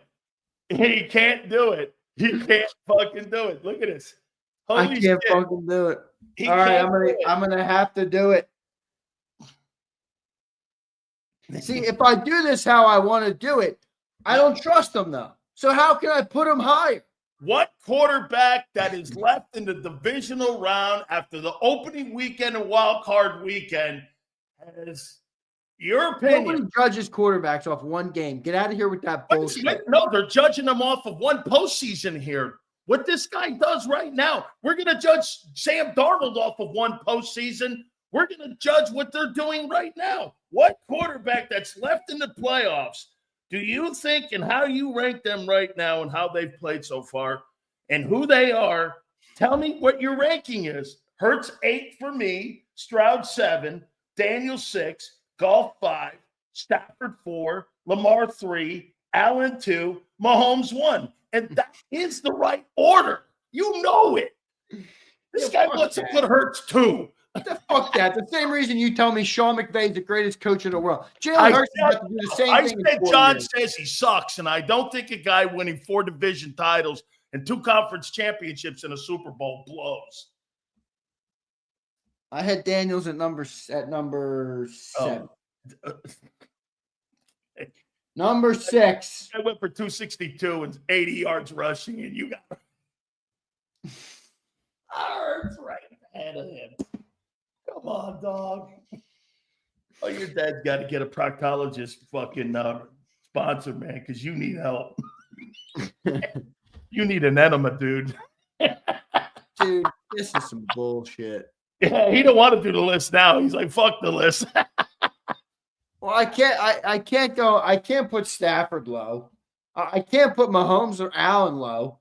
I can't really put Jared Goff low, if I'm being honest to myself. Can't put Jackson either. What do you mean? Lamar Jackson's done shit in the postseason. I'm not talking about the postseason. I'm talking about the opening round of this year's playoffs. I'm doing it. Number 6, I'm going Lamar Jackson, and he'll be sitting on his couch. 5, I'm going Jared Goff. I don't yet believe in him. I don't believe in him in the postseason. More accomplished than Hurts. Number 4, I'm going Matthew Stafford. Number 3, I'm going Jalen Hurts. Number 2, I'm going Josh Allen, and 1, I'm going Mahomes. This guy had 130 yards passing, and he fucking gave him number 2. So you think he had the 3rd best performance of any quarterback for opening on the wild card weekend? What is this? We judging one game? What the fuck is that? I asked the question of who out of the wild card weekend are the number 8, CJ Stroud. Number 7, Jaden Daniels. Number 6, Lamar Jackson. Number 5, Jared Goff. Number 4, Matthew Stafford. Number 3, Jalen Hurts. Number 2, Josh Allen. And 1, Patrick Mahomes. Oh my God. He can't do it, man. He just can't do it. He can't. Hey, look at him. Look at his face. He knows it's full of shit. Look at him. I'm not full of nothing. Hey, no, you're right. Me to rank guys. He had the 3rd best performance. You're asking me to rank guys I trust less above a guy I trust. No, I didn't ask that question. I didn't ask about trust. I asked you with the remaining quarterbacks that are left after the opening round wild card weekend, how would you rank the top 7 or 8 quarterbacks? And you put him 3rd? Shepard. This ain't a relationship. It's a performance set. All right, if you want me to go just off last week, sure, I'll put Jalen at 8 just because the other guys had to do more. But we have a better team, so it doesn't say anything about the quarterback. Okay. It says nothing to me about the quarterback. Damn right. Quarterback doesn't have to do anything. Now, why don't you just How'd you have Mahomes won? He didn't even play. Why don't you just admit it's a loaded question? Hey, by the way, I got the same fucking cup you do. No, you don't. That's like the Temu version. All right, Junior. Jesus criminy. Do you see what we had to do here? I had to. Hey, who do you trust? Let's do trust. 1, Mahomes. 2, Jalen Hurts. Oh, okay. 3, Josh Allen. 4, Jared Goff. 5, Jaden Daniels. 6, Lamar Jackson. No, 5 is Stafford. 6, Lamar Jackson. 7, Jaden. The same list for me. Hold on. Wait a minute. Okay, here. Except Hurts is 2. No, it's pretty much the same list for me too, because I don't trust Jalen Hurts because you know why? He doesn't do anything. So if a guy doesn't have to do anything, he doesn't have to win. He doesn't have to do anything. Just don't turn the ball over. So I'm going to put him 8.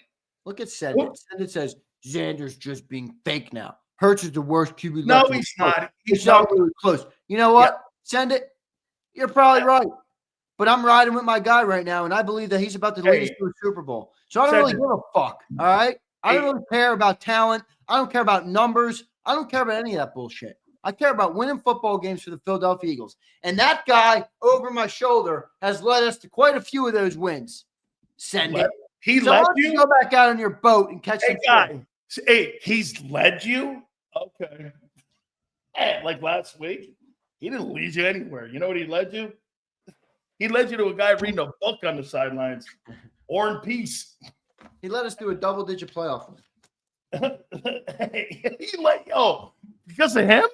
I don't think so. I think it's the guy who got the ball. Who's the guy that touches the ball every play on offense? The center.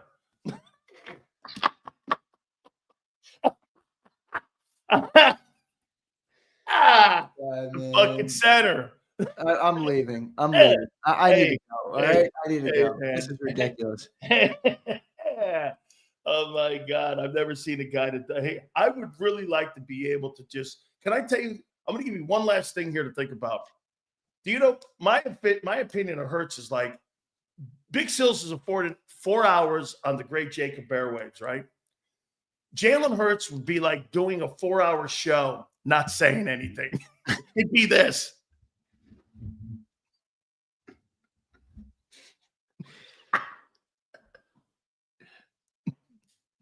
No, it's actually not. You'd be asking me to bring up topics for you maybe or something like that. Oh, yeah, because I need a coordinator. Yeah, that's right. Sills, how you feeling? Okay. I'm going to keep the main thing. Thank you, D-Mac. Or no, who was that? That wasn't D-Mac. I love you too, D-Mac, though. That was Skills Bleed Green 22. Here, one last one here, and we'll get out of here. So Jalen Hurts is more like Nick than we thought. They both don't have to do anything. They're both yes men. Hey, you want to pay me $50 million? I'll tell you what, man. I'll have sex with a snake. You want to pay me $50 million? Why'd you got to go there? Why'd you got to go there? I'll do anything for $50 million. Trust me. There's nothing there is really. Why sex with a snake though? Where did that come from? I could have thought of. I would wear red bottom shoes, so. Oh, JAKIB, don't go there, please. Don't go there. Don't get us in trouble. Let me get out. I can't wait to hear Jay Gruden.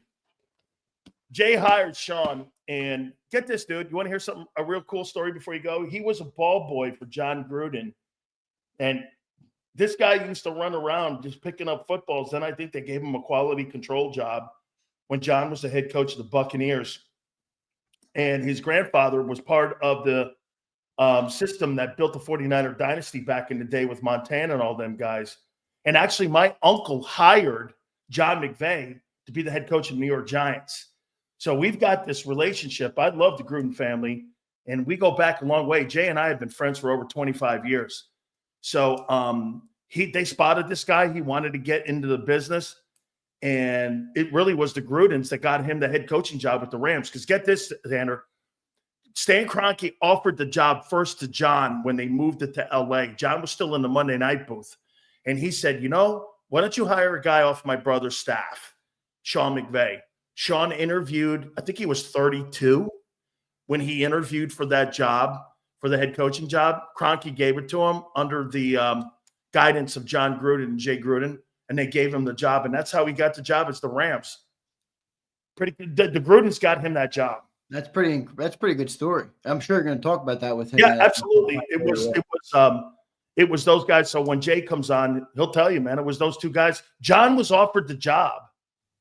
And I got a question for you. Sure. If I paid you $50 million, would you proclaim Jalen Hurts as the best quarterback in the NFL? Are you kidding me? I'd be a chauffeur. I would tell him every day how great I thought he was. I'd lie to that fucker every day, man. Hey, don't worry about it. 128 yards, 101, 101 yards. You're an elite quarterback, man. I tell that guy everything you guys want me to say. How many? Here's a $50 million segment. Jalen Hurts, I'll tell you what, you guys just don't understand. When a guy throws for 98 yards and a half or 39 yards and a half, he's really leading you and you don't realize it. I'll tell you, I can tell you more lies for $50 million. I'll reinvent Big Sills. All right, how many super chats do we need to pay Sileo $50 million? Just wait and see if they win the Super Bowl. We might clear it. We might clear it with the people who want. You might have to do a 6-hour show, dude, if they win the Super Bowl. Wait. Here, let me tell you something. If you guys close the deal and you win, man, I'll tell you what, man. Dude, if we win, I'm going to be live all day on the channel. Hey, I will not be off. I will go live all day for like 3 months straight. I don't care. I should be out there doing a show in Philly. Yeah, if they win it. We'll get a remote set up. Hey, oh my God, can you imagine everyone coming down and sitting down next to me? You motherfucker! Fucking told you. You might want to be. You might look like that woman in the stands who got berated by that guy. What a dick! I mean, look, man, that's not Philly fan. No, I tweeted that out. What a stupid fucking take. People, it's Philly people. I'm like, what? No, it's not. You put 70,000 people with unlimited booze. No shit. You're going to get 10 dicks in the building, no doubt. Yeah, Bob, I'll be live all day. If we win a Super Bowl, we'll see Big Z turn this bitch up to temperatures never before seen. With a list like that last list would Hurts at 3. What I might do is let me plant this seed now. What I might ask of JAKIB Nation is if we win a bowl, I need all of JAKIB Nation to send me footage from the parade so I can make a collage video that can live in infamy. And I'll send them something for the video they get me. I won't obviously ask them to do it for nothing. But I'll send them maybe a JAKIB merch or something or give them something. That would be pretty sick, wouldn't it? To get everybody's footage from the parade from different angles, from different perspectives. That'd be cool. Yeah, that would definitely be cool. Xander, all right, brother. I appreciate you, man. Great segment today. Great segment, man. A lot of fun today. We had a great time. By the way, quarterback ranking by you was bullshit. You went right down the loaded question fucking list. Easy now. Hey, by the way, do me a favor, man. Have that proctologist check you out today. Yeah. You know what? I'm actually going to send him your way because you need that and a lot of other things out there. All right. Hey, I'll see you tomorrow, brother. All right, bro. I love you, man. I appreciate you. Thank you, man. Absolutely, man. That's my Thanks, everyone. Man. You got it, man. Make sure you guys please hit the like button. All good. Guys, great stuff as always. And we're going to get Jay Gruden on here at the bottom of the hour. Do me a favor, guys. Our great friends at BetUS. We've teamed up with our friends at BetUS this football season. And hopefully you've taken advantage of the YouTube 150. That's right. You're able to get 150% of your sign-up bonus all the way to 2K. Your second and third are 125%. Crypto's 200%, by the way. It is the home of Michael Vick. Go to betus.com.pa. That's betus.com.pa. Fastest payouts in the business, 24/7 personalized service, absolutely each and every single day, 365 days of the year, live wagering on all major games. And if you want a private account executive, they will set that up for you. Go to betus.com.pa. That's betus.com.pa. And do me a favor, Tell them Big Sil sent you. If you missed any of today's show on the JAKIB Media channel, listen to the podcast on your way home. Available on YouTube, Apple, and Spotify. Ignite your nights with free live entertainment daily, only at Live Casino and Hotel Philadelphia's Center Bar. 7 days a week, enjoy some of the region's top party bands, performers, and DJs as they take the stage in the heart of the casino action. Great cocktails, live music, and lively moments. It's all happening at Center Bar at Live Casino and Hotel Philadelphia. Visit livecasinophilly.com for more details and the complete list of upcoming events. Must be 21 or older. Gambling problem? Call 1-800-GAMBLER. The following is a real testimonial from the father of a young injured victim. I didn't think she was going to make it. Major Perry's daughter was the victim of a horrific accident caused by someone else's negligence. If you don't find the right counselor, law firm that you're looking for, you will get lost in the wilderness. Badly injured? Call the Fritz and Bianculli Law Firm at 215-458-2222 and find out why they say, "We got this." In our hometown, we all look out for each other. We step up to keep our communities going strong. And at Independence Blue Cross, we're here to keep you going strong as the #1 health insurer in the region. No IBX is always looking out for you.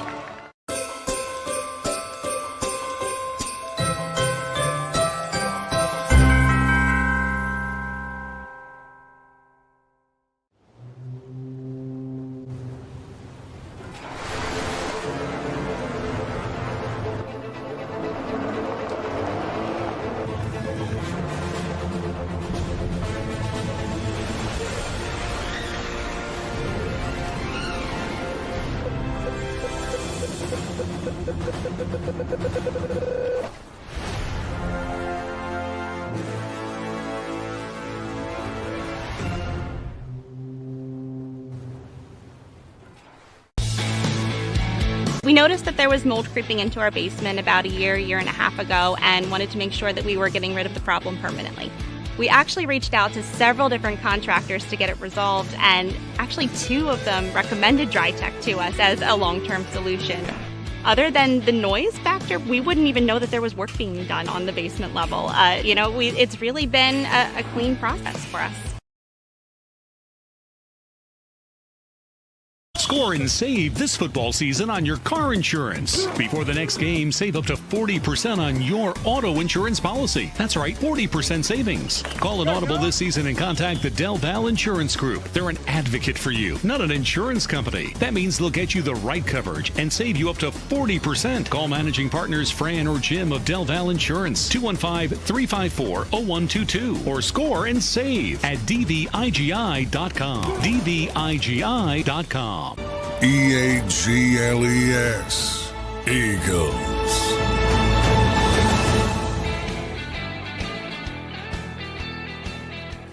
Big Sil's National Football Show. Do me a favor, hit the like button. Jay Gruden's going to join us, former head football coach of the Washington Redskins, will join us here in a couple minutes, so we'll get his thoughts. If I'm looking right now at the top 10 players, we're going to talk about Vic Fangio here in a second, and also what Kellen Moore said today as they address the media here. So, guys, do me a favor. Please hit the like button. By the way, give me a total on where we are with the likes right now and where we are on that like list here. So we look forward to you guys hitting that like list. And by the way, like I said, Jay Gruden's going to join us in a couple minutes. Here are the top 10 players. I'm starting to get my draft list together. By the way, we have not missed on any player that we have suggested that the Eagles pick. We have not missed on anybody. Told you to get Trent McDuffie. Trent McDuffie's an all-pro corner now. He's a Pro Bowl corner. We were looking at potentially the kid Lloyd down in Jacksonville. He looks like a really good football player. The Edgerrin Cooper kid, the Chop Robinson kid. We all talked about Kyle Hamilton. All of that. Those guys have all turned out to be great. Okay? Okay, that to me, again, just telling you that I kind of look at this and put all these things in proper perspective here. Guys, where they play, who coached them, who their assistant coaches are. And here are my top 10 guys and how I see the draft kind of looking out. Now, again, this is not the top 10 picks because quarterbacks are going to move the charts here with this. Okay? I think the best player in the NFL draft is Travis Hunter. Where he'll play, yet to be determined. I think if they're going to play him at corner, I think that's his true position. I would not play him at wide receiver. I might put him in special teams, but I think he's no question. I think he is one of the best players I've seen come out of college. So, Sills, I want that Sawyer kid. Dude, that kid Sawyer from Ohio State, I think he's going to be down there around in the 30s for the Eagles to take a shot at. The Ohio State edge rusher. He's probably going to be down there. But these are the top 10 kids that I'm looking at. Hunter's one. I believe, if I'm not mistaken, Yale, I think the top 10 picks is top 5 picks is Tennessee, Cleveland, the Giants, the Patriots, and then the Jags. Those are the top 5 picks. Okay? So here, again, let me get through this.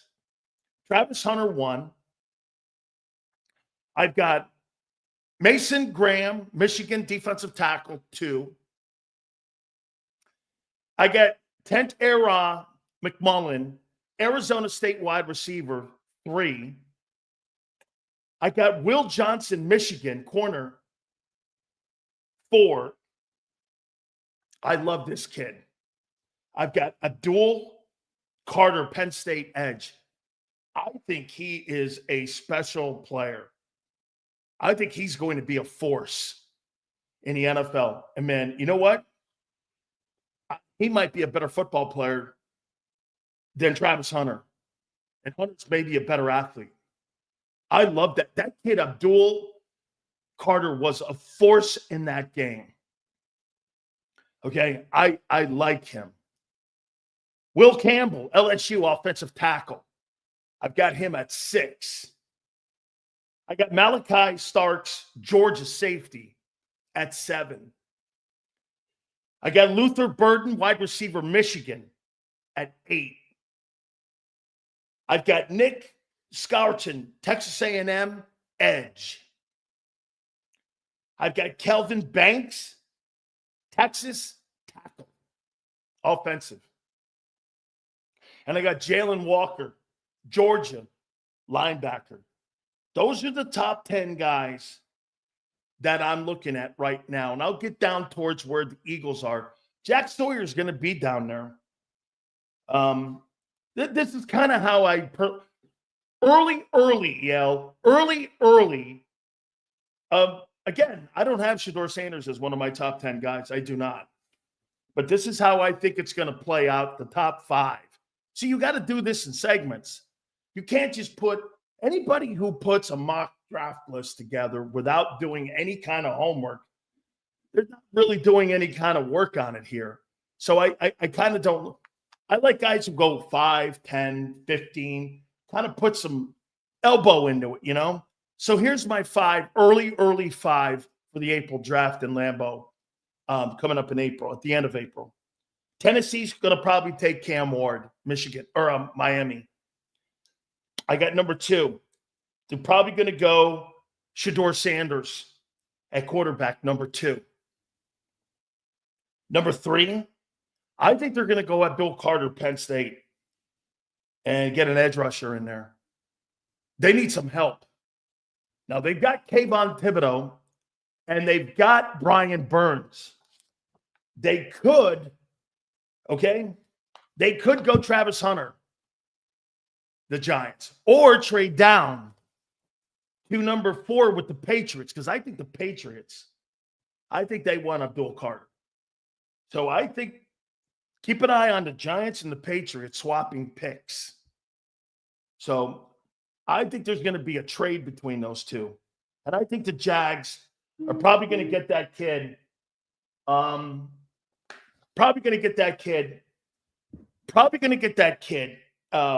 Will Johnson. at number 5. Jay just asked me if he wants to come on right now. So why not we do it now? Let's go now. Awesome. Yes. Awesome. Log on. So we'll get Jay now instead of at the bottom here. So we'll get the former head football coach of the Washington Redskins coming up here. I love the Gruden family. Those guys are football people, man. Okay? Those guys are football people. Yes, now. Love it. We'll talk some ball with him. We'll talk. You know what we'll do too? We'll go around all the playoff games. And by the way, so I saw somebody in here saying that Big Sills was lying in here. Well, Jay's going to come in here for a second. We'll talk about his brother getting an opportunity. Okay? Got to say this to you, man. I absolutely love the Gruden family. These guys are football people. I've known Jay Gruden since he played at Louisville. I smashed his brains in. Okay? He did play for Howard, though, which is awesome, which you always had. That was our connection kind of a way. But these guys are football people. And when I was doing sports talk radio in Tampa, I got to tell you this. There was this little ball boy guy that was running around with the Grudens picking up footballs and shit. And John McVay was hired by my uncle, Andy Robustelli, to be the head coach of the New York Giants, right? Well, John was part of the whole situation that built the 49er dynasty. And he became like an area scout all over the place. And then the Grudens, the dad has been involved in football. So guess what? There's this little kid running around. I know Sean McVay, you know how? Through the Grudens. This little ball boy was Sean McVay. They made him, I think, a quality control guy. Then he went on, and hey, for the record, Jay Gruden gets no credit for that great coaching staff that he had and that asshole owner he had to work with, Daniel Snyder in Washington, and the things he had. Do you know, Jay used to tell me shit I couldn't say on the air about working in that environment. And he won. Unbelievable. And I'll tell you, I can't wait for John Gruden to get back in the NFL. I can't wait for him to get a head coach. I hope he gets the Saints job because I know Mickey Loomis loves him. And I've asked Mickey Loomis, Mickey, do it. Hire the guy. I mean, Derek Carr loves him. Warren Sapp texts me and goes, I love him. You know that. These guys are great football people. And by the way, they don't put up with any shit from anybody, including Big Sills. Further ado, the former head coach of the Washington Redskins, our good friend Jay Gruden. How you doing, Jay? Dan, what's going on with you? Dude, man, how you doing now? Are you like in retirement life now? What's going on here, man? Man, I walk the beach like a beach whale. I play golf. You know, I go to a happy hour every now and then. Life is good, Dan. Life is good. I work for Underdog Fantasy. Man, I got a lot of good things going on. How about this? Tell me if this is a true story. So Bruce Allen is a dear friend of mine and has been. He told me this story about your brother and Sean McVay getting the job in Los Angeles. I believe, if I'm not mistaken, Sean was on your staff, and they initially offered the job, Stan Kroenke, to John to be the head coach of the Rams. He was still in the Monday night booth, and you guys, both you and your brother, both go, wait a minute, why don't you interview Sean McVay? And Sean McVay ends up getting that job because of the recommendation of you two guys getting that. And I've had Sean on the program, and he pretty much went, without those guys, I'm not sitting here in Los Angeles. Am I right in that room there with this thing and how that thing all transpired? Well, I hired Sean a couple times. I hired Sean in the UFL to be a receiver coach when I was offensive coordinator, worked with Jim Haslett. Then he got the quality control job at Washington when I went to Cincinnati. I tried to hire him as a receiver coach with the Bengals, but Washington wouldn't let him out of his contract. Then when I got the job at Washington, I made him the youngest offensive coordinator ever. I think he was 28 or 29 at the time. And obviously, after a couple of years, he proved his worth. He's really good with the team and really smart guy, obviously. And then he got the interview, and obviously we gave him good recommendations. So, yeah, he's done a great job. And, you know, we have a little bit of say in his success as a coach, but not a whole lot. He's done a lot on his own. How about this, Jay? That coaching staff you had, somebody reminded me that I believe the kid Slowick was no, they were before me. The Shanahan, they were there with Mike. Yeah, so Mike Shanahan, Kyle Shanahan, I got the job after them. They had LaFleur, and they had the kid at Miami and Slowick. I got the job. I had Sean McVay, Kevin O'Connell were on my staff, Wes Phillips, a couple other guys that have gone on to be coordinators and stuff like that. So, yeah, we had a good staff. You got to be pretty proud, though, of what you're seeing here with how these guys have all come from that coaching staff. And, Jay, now after the fact, that's a pretty tough environment for you to have to succeed in, and what was going on with a lot of things above you. You had to keep your eye on football at the time. How hard is that to manage? Because Belichick is now even saying there's so many cooks that are in the kitchen when you're a head coach today. You got the general manager. At times you got a meddling owner. And that wasn't a Washington thing. That's an NFL thing nowadays, especially with all the analytics. How hard is it, in your opinion, to be an NFL head coach with all the cooks in the kitchen today? Well, that's the issue. You got to make sure you have the right cooks in the kitchen working with you. And there are a lot of coaches, quite frankly, don't want a lot of say in personnel and do the work in the draft and all that stuff. I personally, that was my favorite part, is evaluating people and players. And so when we came draft time and free agent time, I wanted to have a lot of say, although I didn't get a whole lot. So it's very frustrating. But as long as you got the right guys working with you and you're pulling in the same direction, it's great. But when you start having that animosity, we don't want this guy, we signed him anyway, and you have too many of those guys, then you have it's no fun to walk into work with everybody kind of, it's his fault, it's his fault, it's his fault. No, it's not my fault. I like the kid. They just don't know how to coach him, shit like that. So, yeah, it's not a fun environment when not everybody's on the same page. I'll tell you what, Bruce Allen broke the story on my show when I was doing radio in Southern California that RG3 was not going to be retained with the Washington Redskins. And he basically came on our program and did that for us. It was really cool. Jay, how tough was that? Because I don't ever think you really liked the style. I thought you liked more of the Kirk Cousins kind of player. By the way, this is the first year they've got a quarterback that you could go back and say, hey, have they had a better quarterback since Jay's Kirk Cousins when he was there? The answer is no. And I know Mike drafted him, but you took him and elevated him, and you really didn't want that style of play, that RG3 kind of run and shoot kind of thing. Or was it something else on how that whole thing played out? Walk us through that and how you dealt with that situation. Yeah, RG3 had a great rookie year. There's no denying that. And then he got hurt, obviously. And then it didn't have a very good year with Shanahan. They fired Shanahan. Then I came in to try to revive RG3's career. It just was unrevivable at the time. He wanted to turn more to a drop-back quarterback, but that wasn't a style. You can't just turn into a drop-back quarterback overnight. He didn't have the accuracy or the pocket awareness to do that. He's still a pretty good athlete, obviously, but to stay in the pocket, do the things necessary to make the audibles, make the checks, the protection checks and all that stuff just wasn't his thing. He'd never done it. Kirk was a lot more natural with the drop back game, the anticipation, the accuracy you needed to have to play in that role. And it was quite evident, not just to me, but the entire organization, that all the coaches, even the players would come up to me and say, we got to get Kirk in the game. So it was pretty easy. It wasn't easy with the fans and all that stuff. A lot of people didn't understand why we couldn't get the same RG3 as rookie year. He was a different player year 3.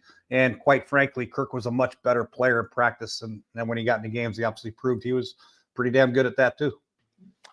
Did the owner get in the way? You know what? He initially, we all wanted Robert to succeed. There's no doubt about it. It wasn't like, I wanted Robert. I wanted Robert to do great.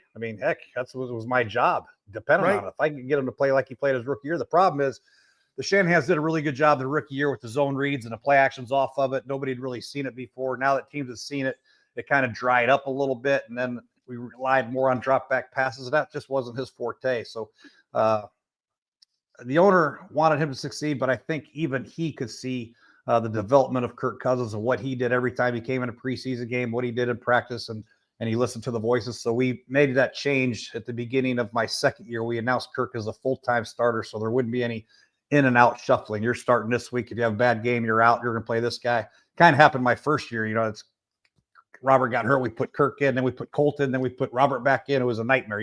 It's no fair to any quarterback. You have to commit to one guy. We did that with Kirk, and the rest is history. This leads me to this because we're based in Philly, and Jay, tell me if I'm off base in this because I value your opinion on this here.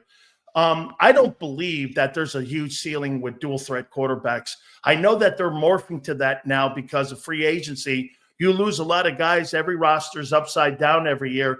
You're going to lose people because, again, there's so much free agency now, and the more the places you're going to lose are going to be in the offensive line. But I think you win Super Bowls and games from the pocket. You have to win games from the pocket. I look at Jalen Hurts, and this is my assessment of him. I don't think he's a very good pocket passer. They were 30th this year in offense. Kellen Moore decided that they were going to run the football. I mean, when he gets into a football game, Jay, I mean, his progression reading's not good. He doesn't throw with anticipation. He throws the spots.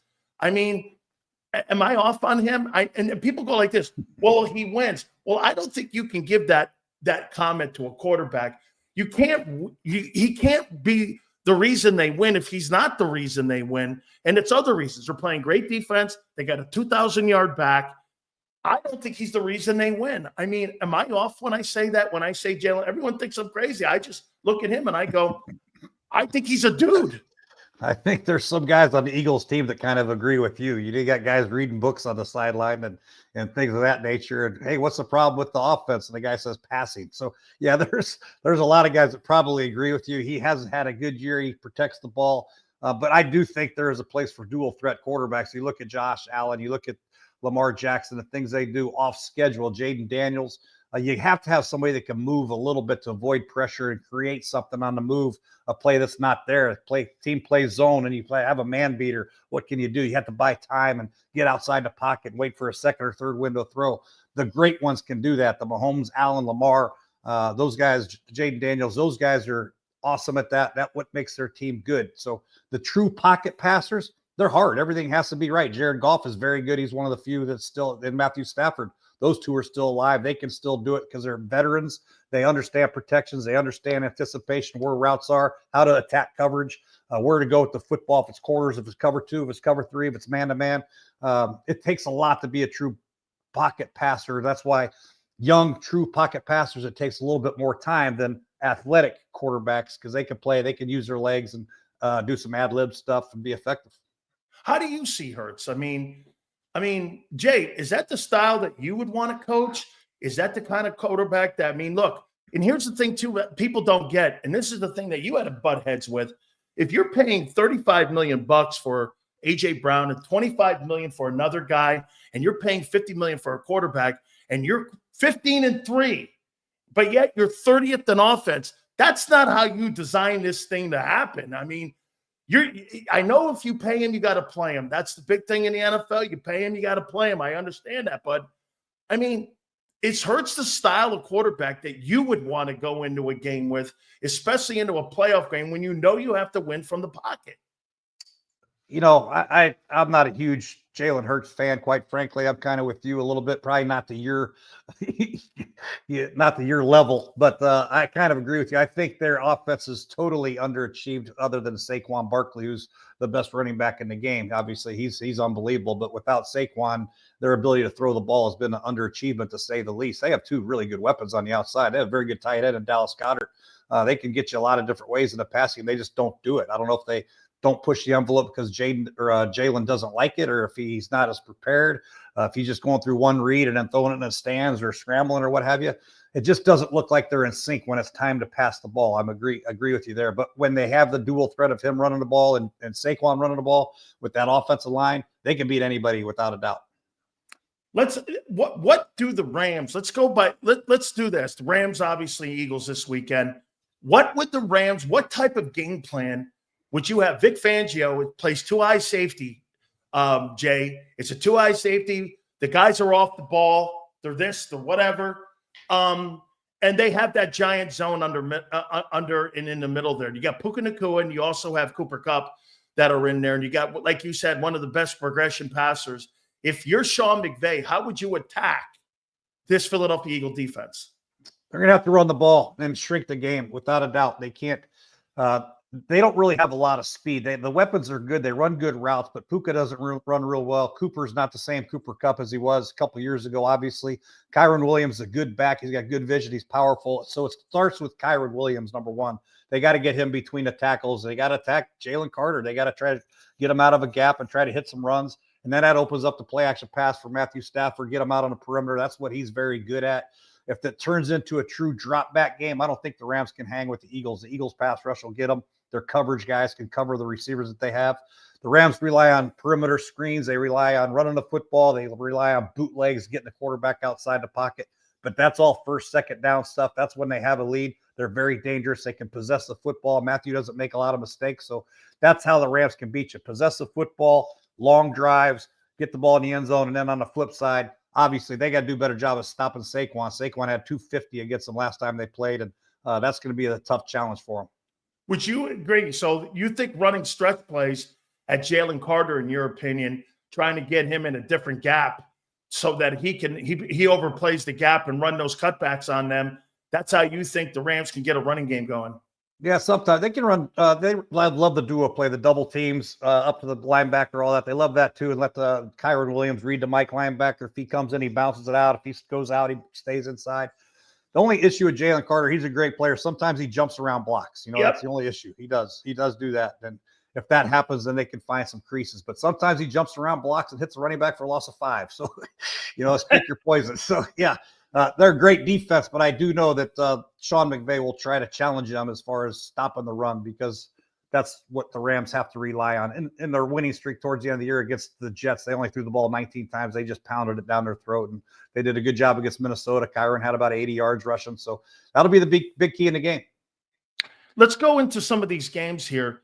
What separates Andy Reid from being the play caller? What do you think makes him different in the type of play calling that he has for Mahomes? Because wouldn't you agree, Andy Reid versus when he was in Philly, Andy Reid now, is it just that simple, Jay, that it's McNabb versus Mahomes, and it's just an elevated talent, in your opinion, that the quarterback makes Reid look good? Is he the same guy? Is he the same play caller that he was when he's in Philly, or is he different now? He's got a little different nuances to him, but it helps with Mahomes. I mean, obviously, Patrick just extends plays, man. Andy could call a horrible play against a coverage that shuts it down, but Mahomes will buy time, and Travis Kelce will break off a little shallow cross to the corner, and then it's a gain of 30. It's like, wow, what a call by Andy. That's a hell of a play by Kelce and Mahomes. Andy had nothing to do with that. But Andy does do a great job in situational football and third down. I believe they're number one in the league in converting on third downs. That's Andy Reid's play calling. That's Patrick Mahomes' execution. That's the guys making plays in critical situations. That's where they thrive. Critical situations, third down, red zone. When the game's on the line, that's when they come through. And Coach Reid always has something up his sleeve in the red zone, a weird formation, a motion, a shift, a bootleg, something crazy that's hard to defend. But he's the more you call plays, Dan, the better you're going to get. The older you get, the better you're going to get, because you're going to see a lot of different things and have a lot of different ideas, know what works against different coverages, know how to attack certain corners. So, yeah, Andy's evolved exceptionally well. Obviously, he's won a lot of Super Bowls and had a lot of success.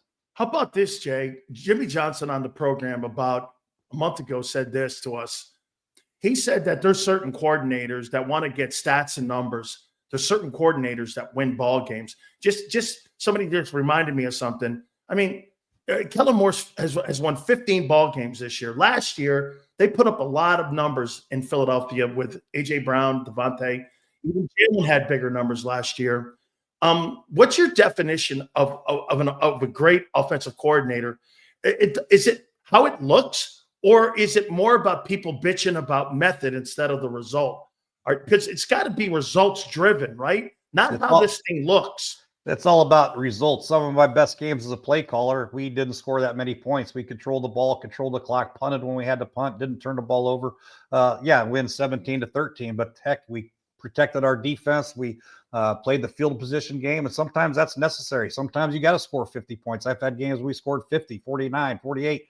When I was at Cincinnati, we put up almost 50 on Rex Ryan and his New York Jet football team, so we've had games like that, Cincinnati and at Washington. But it's all about results. I'd rather win a game 17-13, possess the football, punt when you had to punt, play great defense, than lose a game 38-37 because, you turn the ball over 3 times and gave your defense short fields 4 or 5 times. Let me go back to this Chiefs-Texans game. Do you like Stroud?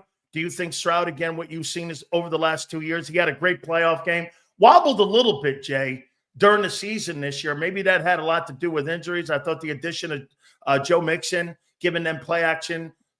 Nico Collins has turned out to be something special. They got a decent running game going now. Their old line's looking a little better. They got a good play caller. I mean, do you like the Texans in this ball game against the Chiefs? Do you think they can hang in there for a couple quarters to make it close? I don't, unless somehow they get ahead and make Kansas City one-dimensional. They'll have, the tackles for Kansas City will struggle against the pass rush of Houston. CJ's taken a step back this year. There's no doubt about it. He had an unbelievable rookie year. Hard to maintain that level of play from year one to year two. I think their offensive line has struggled considerably, blocking for Joe Mixon. Joe Mixon finally went over 100 yards last week against the Chargers, but they struggle on the front, man. They're not very good. And their first 5 possessions against the Chargers, they had 16 plays, a fumble, an interception, and 3 punts. Wow. So they're going to struggle against Kansas City, and Kansas City's got that week to prepare and rest. It's going to be a tough day for Houston, in my opinion. But CJ is a good player. He just got to continue to get better and better. Losing Tank Dell is a killer for him.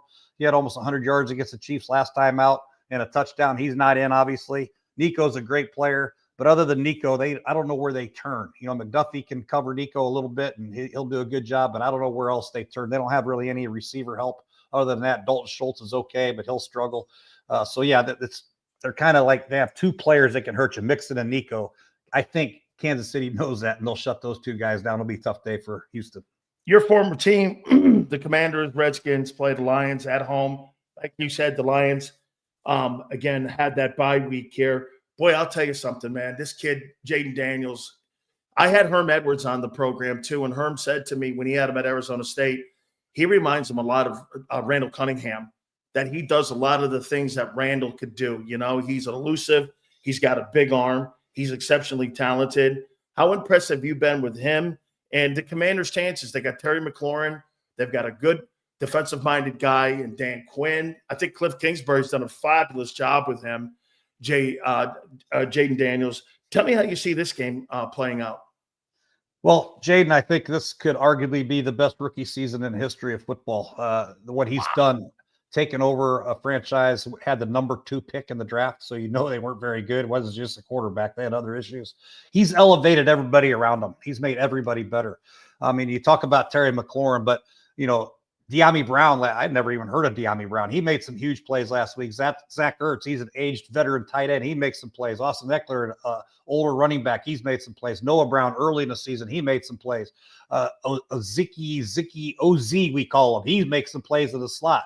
Even Jameson Crowder had a couple touchdowns a couple of weeks ago. He elevates everybody around him. That's what's special about the kid. And he never gets fazed by anything. He is put in some crucial situations now. 4th down, Dan Quinn goes for it. Historical amount. He puts it all on Jaden Daniels' plate. He'll run. He makes the right decision all the time, whether it's throwing the ball or running for a first down. Just been ultimate. And he handles a lot of information. They do a lot of no huddle, a lot of motions. Kingsbury's done an excellent job, like you said. So I do give the Commanders a little bit of a shot in this game, but not much. I just think top to bottom on the roster, I think Detroit's a little bit better. Their offense on Detroit, the offensive line against the Commander defensive line, that's a mismatch, I think.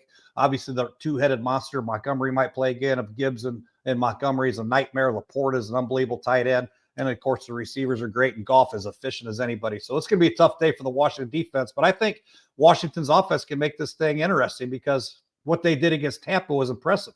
They held the ball for like 35 minutes. Tampa only had 7 possessions. And if they can do that against Detroit, keep their offense on the sideline, they can be in it at the end.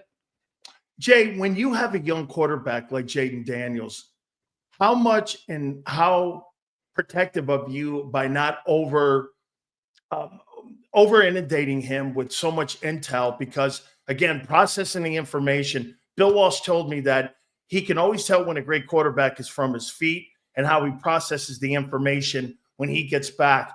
How careful are you when you have a young quarterback like that, not to inundate him too much with too much intel? Is it a simple game plan? You just said that they really give him a lot of information on how he goes into this game plan here. Are we in that part of the season where that stuff is just out the window? Or do you think that that's important just to make sure? You have to remember, he is a rookie, and this is his first look at playoff football. Yeah, you're exactly right. They have some other young players on offense too. I think Cliff does a great job of playing fast, make it look very complicated. They do repeat a lot of the same plays a lot throughout the course of a game. So it's not a heavy game plan as far as numbers of plays, but it is a game plan where they can get you different personnel groups and run similar type concepts. They can do 2-3 tight end sets. They can do 1 tight end set. They can move people around and still run similar type concepts that Jaden's very comfortable with. And then the running game, I think they've done a very good job in running. Anthony Lynn is a run game coordinator there. They do some good jobs. They haven't run the ball as good the last 3 or 4 weeks, but they got the inside zones. They got the 2 polars coming. They got the 1 polar. They got the zone reads off of it with the polars leading Jaden Daniels. They're very dangerous as far as if they can get that run game going. Jay, talk to me. I have never been a Jared Goff fan. I look up, though, and I do this. Wait a minute. He's gone to 2 conference championships with 2 different teams.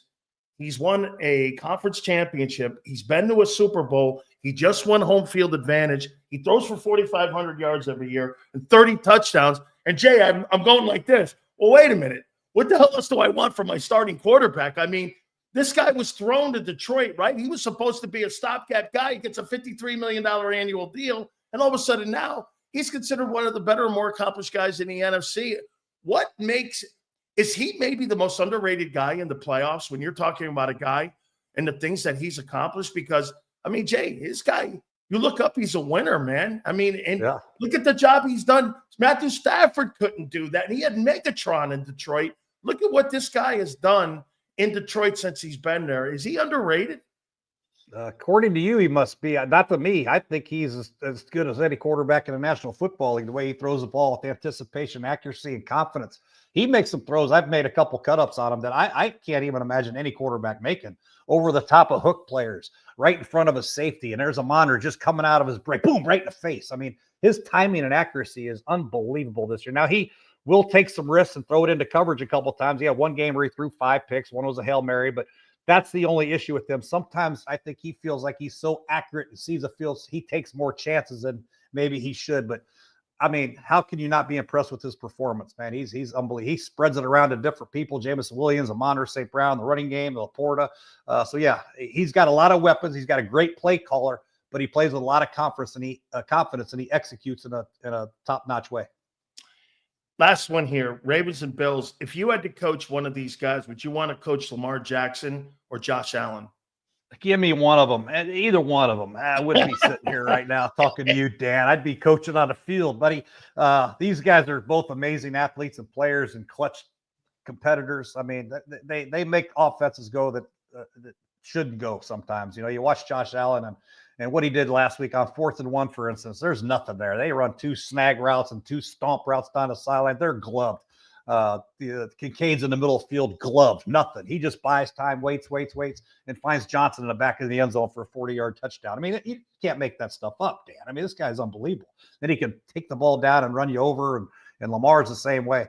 And these guys are doing it without really true number 1 receivers. Khalil Shakir is a good player. Bateman's a good player, but they don't really have that go-getter receiver. They have good tight ends. They have a couple good third down backs, but their legs, their ability to extend plays, second to none. I can't wait to watch this game. It's going to be a great game. I think Baltimore wins the game. They're just more physical than Buffalo. I think on the defensive side of the ball, I think they stop James Cook and turn Josh Allen into one dimension. I think they'll get him. How about this, Jay? Couple last questions for you here, man.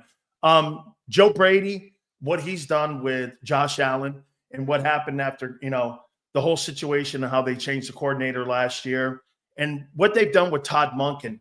I mean, this guy won an MVP award a couple of years ago, and then all of a sudden Todd Monken comes in and just completely changes the passing game. I mean, I've never seen a year like this, Jay, and I don't know if we ever will. 4,200 passing yards, 41 touchdowns, 4 picks, 950 yards rushing. I mean, and he has a almost 2,000-yard running back in the backfield. And like you said, Zay Flowers is nice, but I wouldn't put him in the top 15 receivers. He's got a really good tight end and a decent offensive line. I mean, this guy is, at times, he just looks like the best player on the planet. Yeah, he's a freak. There's no doubt about it. And, I can't find it. The only negative thing to say about him is he's struggled in the playoffs. They won a game last week, which was great against Pittsburgh. He's going to have to have a good game against Buffalo. Otherwise, he's going to go down as a great regular season quarterback, struggles in a playoffs type guy. But he's unbelievable. Whoever wins the MVP between him or Josh really deserve it. Really, you can't argue the fact, he's had a better year than Josh, or Josh has had a better year than Lamar. They're both incredible players. So, I don't know what Baltimore or Buffalo would do without these guys at the quarterback spot. I know they wouldn't be playing in a playoff game if they didn't have these two guys. Incredible guys, incredible competitors as well. Last one here for you. Who do you see trending towards that game in New Orleans? The two teams that you're looking at right now that you think are playing the football that you think can get those two teams to the two teams to New Orleans. What two teams? I think it's Baltimore in the AFC. Obviously, it goes through Kansas City, but I just think Baltimore, because of the way they've improved on defense. Early in the year, they've always played good run defense, but they couldn't stop a forward pass to save their life. Now, their secondary is back in tack. Wiggins is playing pretty good, and they got Kyle Hamilton back at corner or safety. I mean, so they're doing really good in the pass as well as the run. And then you throw Lamar and Derrick Henry, that 1-2 punch. They can rush for 300 yards, 250. They can throw for 200. They can beat you any kind of way. So I like Baltimore to come through the AFC, and then the NFC. I think it goes through Detroit, man. I just think offensively they can score against anybody, anytime, anywhere, any place, and they'll be at home. That'll be a tough place to play. So, yeah, I think it's Detroit and Baltimore. I want to sneak this on you. Your brother, is he going to get back into the NFL coaching? I hope he does. Believe me, I'm praying that he does. There's some job openings now. I mean, do you think he gets back? Do you think there's an opportunity for him to get back into the NFL? A lot of people are pulling for him. I know Eric Allen, we had on Eric Allen comes on the program, and he came on a couple weeks ago and told me, he goes, hey, man, I hope John Gruden gets an opportunity to coach again in the National Football League. He's working in the Raider organization. Do you think he coaches again? I hope so. I know he'd love to get back in it. He deserves to get back in it, in my personal opinion. Obviously, he's my brother, but he's a lot better candidate than some of these guys I've been reading about. That's for dang sure, especially to go to New Orleans with Derek Carr. That's a no-brainer to me. I know he'd love to do it, but I know there's a lot of politics involved in this thing, and owners got to hire who they think is right, but he definitely would love to do it. I know he'd be good at it. He's always been good at it. Are you going to do it again? I mean, shit. You've been living been living off that Redskin money now for about 4 years now, man. I mean, sitting back, enjoying your life right now. You're just kicking it with now. What are you doing now, right away? What's the gig you got now? Yeah, I work for Underdog Fantasy. We have a YouTube channel called Clean Pocket. Myself, Colt McCoy, Jessup Pugh, AQ Shipley. We just talk about games, and yeah, it's fun. We have a good time doing that, and do some radio shows up in the DC area, and play a lot of golf and walk on the beach. Dan, I mean, it's times are good right now. I like it. My brother lives and dies and breathes football, man. I could live without it. I don't know if I want to sit there in the office from 3 in the morning until midnight anymore, man. That was a grind. Standing out there at practice and walkthroughs, and getting criticized and booed by everybody. And yeah. Pharrell, holy shit. I do miss game day, though, and the competitiveness of some of the guys. I don't miss some of the other guys, but I do miss some of the players and coaching them. You just don't want to take any more shit from anyone. That's all you know. I'm used to it. I got really thick skin. I grew up with my brother now, so I got thick skin. If anybody can handle getting shit thrown at them and taking it, I can handle it. Hey, Jay, tell the family, thank you so much, man. I appreciate you doing this, man. Tell them I said hi. You've always been a dear friend of mine, man, for all these years, and Godspeed, brother. I hope we can do this again, man, and I hope people check him out. And check his YouTube channel out, too, because he gave you some great stuff right there about these divisional games this weekend. Thank you so much, Jay. Dan, anytime, and you never sacked me. I know you say you did, no, but you never did. Nope, I did not sack you. I hit you, but I did not sack you. Thank you, brother. Good. All right, thanks, Dan. You got it. That is Jay Gruden, our good friend, man. Make sure you guys check out his YouTube channel, too. So, great stuff there, man. I love the guy. Absolutely. How you doing? I'm not a jailer on. Dang, dang, dang, dang. You see M. Reyes talking shit? I hate this guy because he talked a little bit about a little boy and, get the win. M. Reyes moaning. Hey, M. Reyes moaning. Wait, what? He didn't like that. What a fucking movie. Oh, I see. He liked it yesterday when Angelo went, I really love Jalen Hurts in his 101 yards passing. He's not the problem. Okay. What a toolbox. Your new nickname, M. Reyes, is Toolbox. Not Tool, Toolbox. What you doing? You and the Jalenites. Where's my boy Pumper? We're going to talk a little bit more about, hey, by the way, real quick, I'm not going to, let me do the timeout here. Now, we'll come back with what Vic and what Kellen said here. Don't forget our good friends at BetUS. We've teamed up with them this year with our friends at BetUS during this football season for the YouTube 150. Make sure you guys check it out.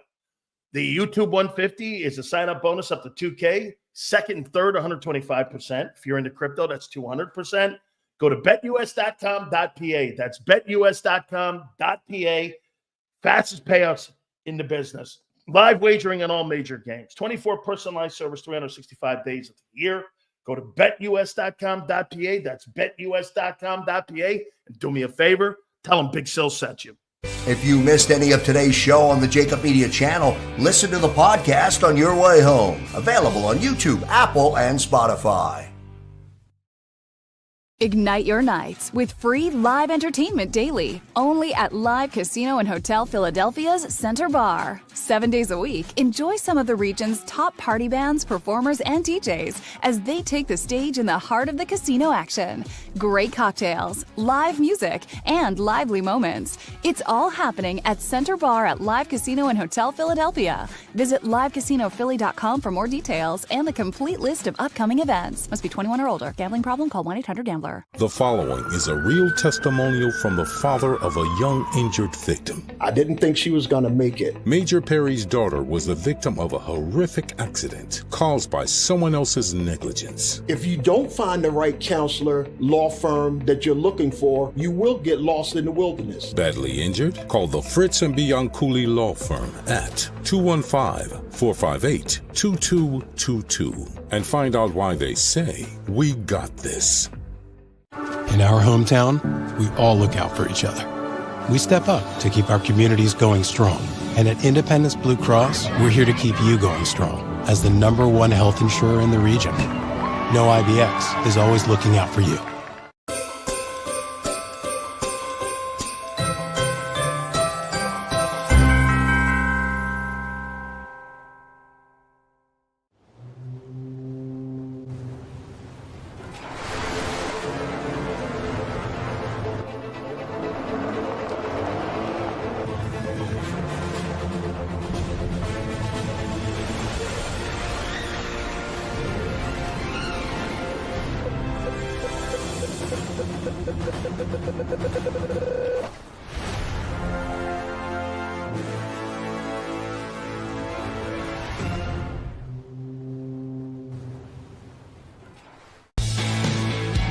We noticed that there was mold creeping into our basement about a year and a half ago, and wanted to make sure that we were getting rid of the problem permanently. We actually reached out to several different contractors to get it resolved, and actually 2 of them recommended DryTech to us as a long-term solution. Other than the noise factor, we wouldn't even know that there was work being done on the basement level. It's really been a clean process for us. Score and save this football season on your car insurance. Before the next game, save up to 40% on your auto insurance policy. That's right, 40% savings. Call an audible this season and contact the Del Val Insurance Group. They're an advocate for you, not an insurance company. That means they'll get you the right coverage and save you up to 40%. Call managing partners Fran or Jim of Del Val Insurance, 215-354-0122, or score and save at dvigi.com. dvigi.com. EAGLES, Eagles.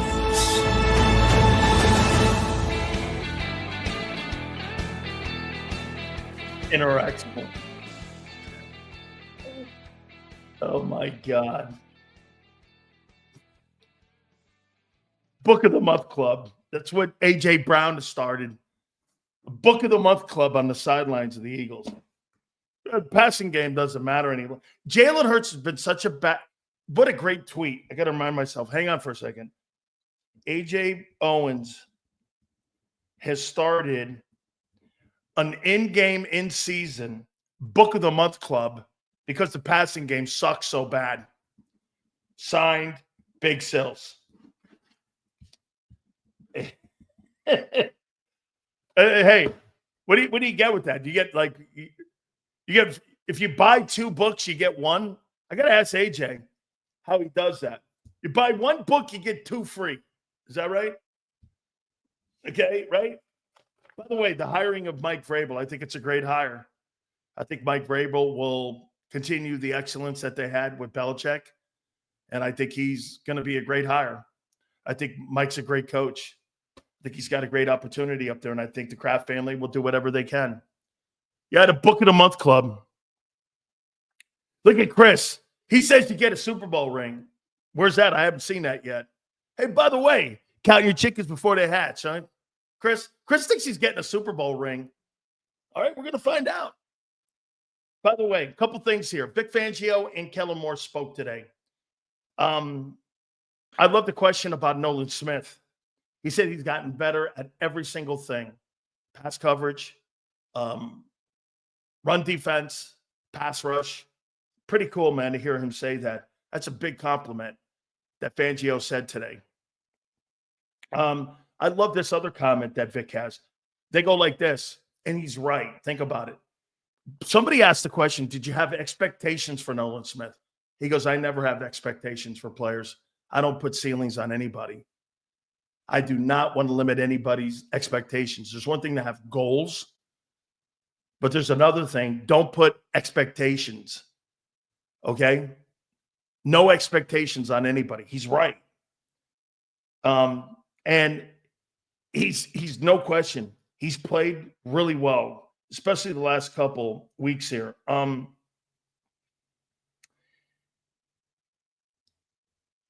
He's really, I love the fact that he talked about what's different now. He goes, hey, look, man, the players are setting the tone now. They're really playing with great confidence, the defense. They are playing with great confidence. He asked a question about Stafford. He says he's still one of the best passers in the game. His progression reading is insane. He reads defenses as good as anybody. And as soon as he spots a hole in the defense, he identifies it quicker than any quarterback that's in the game. Think about that. Vic Fangio says he's still got this great arm talent, but what he has now is like an injury. If a player's out or he sees the field so well right now that he really admires and respects his game and what he brings to the table here. Somebody asked a question about Milton Williams and his impact, especially in the game against the Rams. He said, hey, man, they're all going to have to play big in this game against the Rams. The Rams are playing good football right now. He was asked a question about Zach Bond. And Zach Bond, he said, hey, now he's an all-pro guy. Now he has a standard he's got to play to. Okay? Sills, we have the eye of the tiger. Can't be stopped. No, you have one-eyed tiger. Jalen Hurts has one eye. He's like the patch. Okay? The rest of your team has the eye of the tiger. You know what Jalen has the eye of? He has the eye of an otter. I'm kidding. He's a driven guy. He was asked the question about the loss of Nakobe. He goes, yeah, we're going to have to adjust. Okay? We're going to have to adjust. We're going to have to adjust to this, man. No question about it, especially special teams, he said, too. The two are going to have to play a balance, Oren Burks and Jeremiah Trotter, because both play on special teams, like we said. This is what he said about Sean McVay. Has a great feel for the game. He's one of the top play callers in the NFL. He has in-game and in-half situations where he'll adjust on the fly and go completely off script on what they're doing, and he'll keep you on your heels. He is a very good play caller. Some of the things Kellen said, immediately out of the gate, they asked him about the pass offense. He goes, yeah, wasn't our best effort. Said that we'd like to have that game back. Xander ranked him second for his weekend. And the play caller goes, yeah, it wasn't our best weekend. Gotta love it. Go get him, my brother. Go get him. Saquon had a great game. He did. He's had a great game pretty much since the beginning of the season. Played great. Okay. He said the Rams defense has absolutely gotten better since they saw them. And if you put the tape on, here, look at this. I love the assholes like this. This guy thinks somebody who won 4 division titles and 2 NFC championships and a Super Bowl is overrated. Well, if he's overrated, what's Nick? Nick's got nothing on the resume that remotely is close to Sean McVay, and he's younger. Nothing. Sean McVay is the most accomplished coach in the NFC. No, if you're like M. Reyes and you count them wins more than championships, then, you know, M. Reyes counts his 15-3 more than McVay's record. How you doing? Nick versus Sean. One has a job, the other one's a doorman. Okay? He's a doorman. Let's see here. They said Dallas Goedert was a major influence in the game. Major influence, especially in the blocking and how well he played and how well he did when he blocked. 15-3 versus Sean McVay means doo-doo. Doo-doo. Doo-doo. Doo-doo. Doo-doo. Okay? Yeah. McVay's a champion. Nick's a doorman. You say champion with McVay. All right. I appreciate each and every single one of you. Thank you guys so much. Please hit that like button. Thank you again. We can't thank you enough. Please do me a favor. Make sure you hit that like button. Big Joe, Xander, thank you guys so much. 2 to 6 tomorrow, and we will see you on the flip side.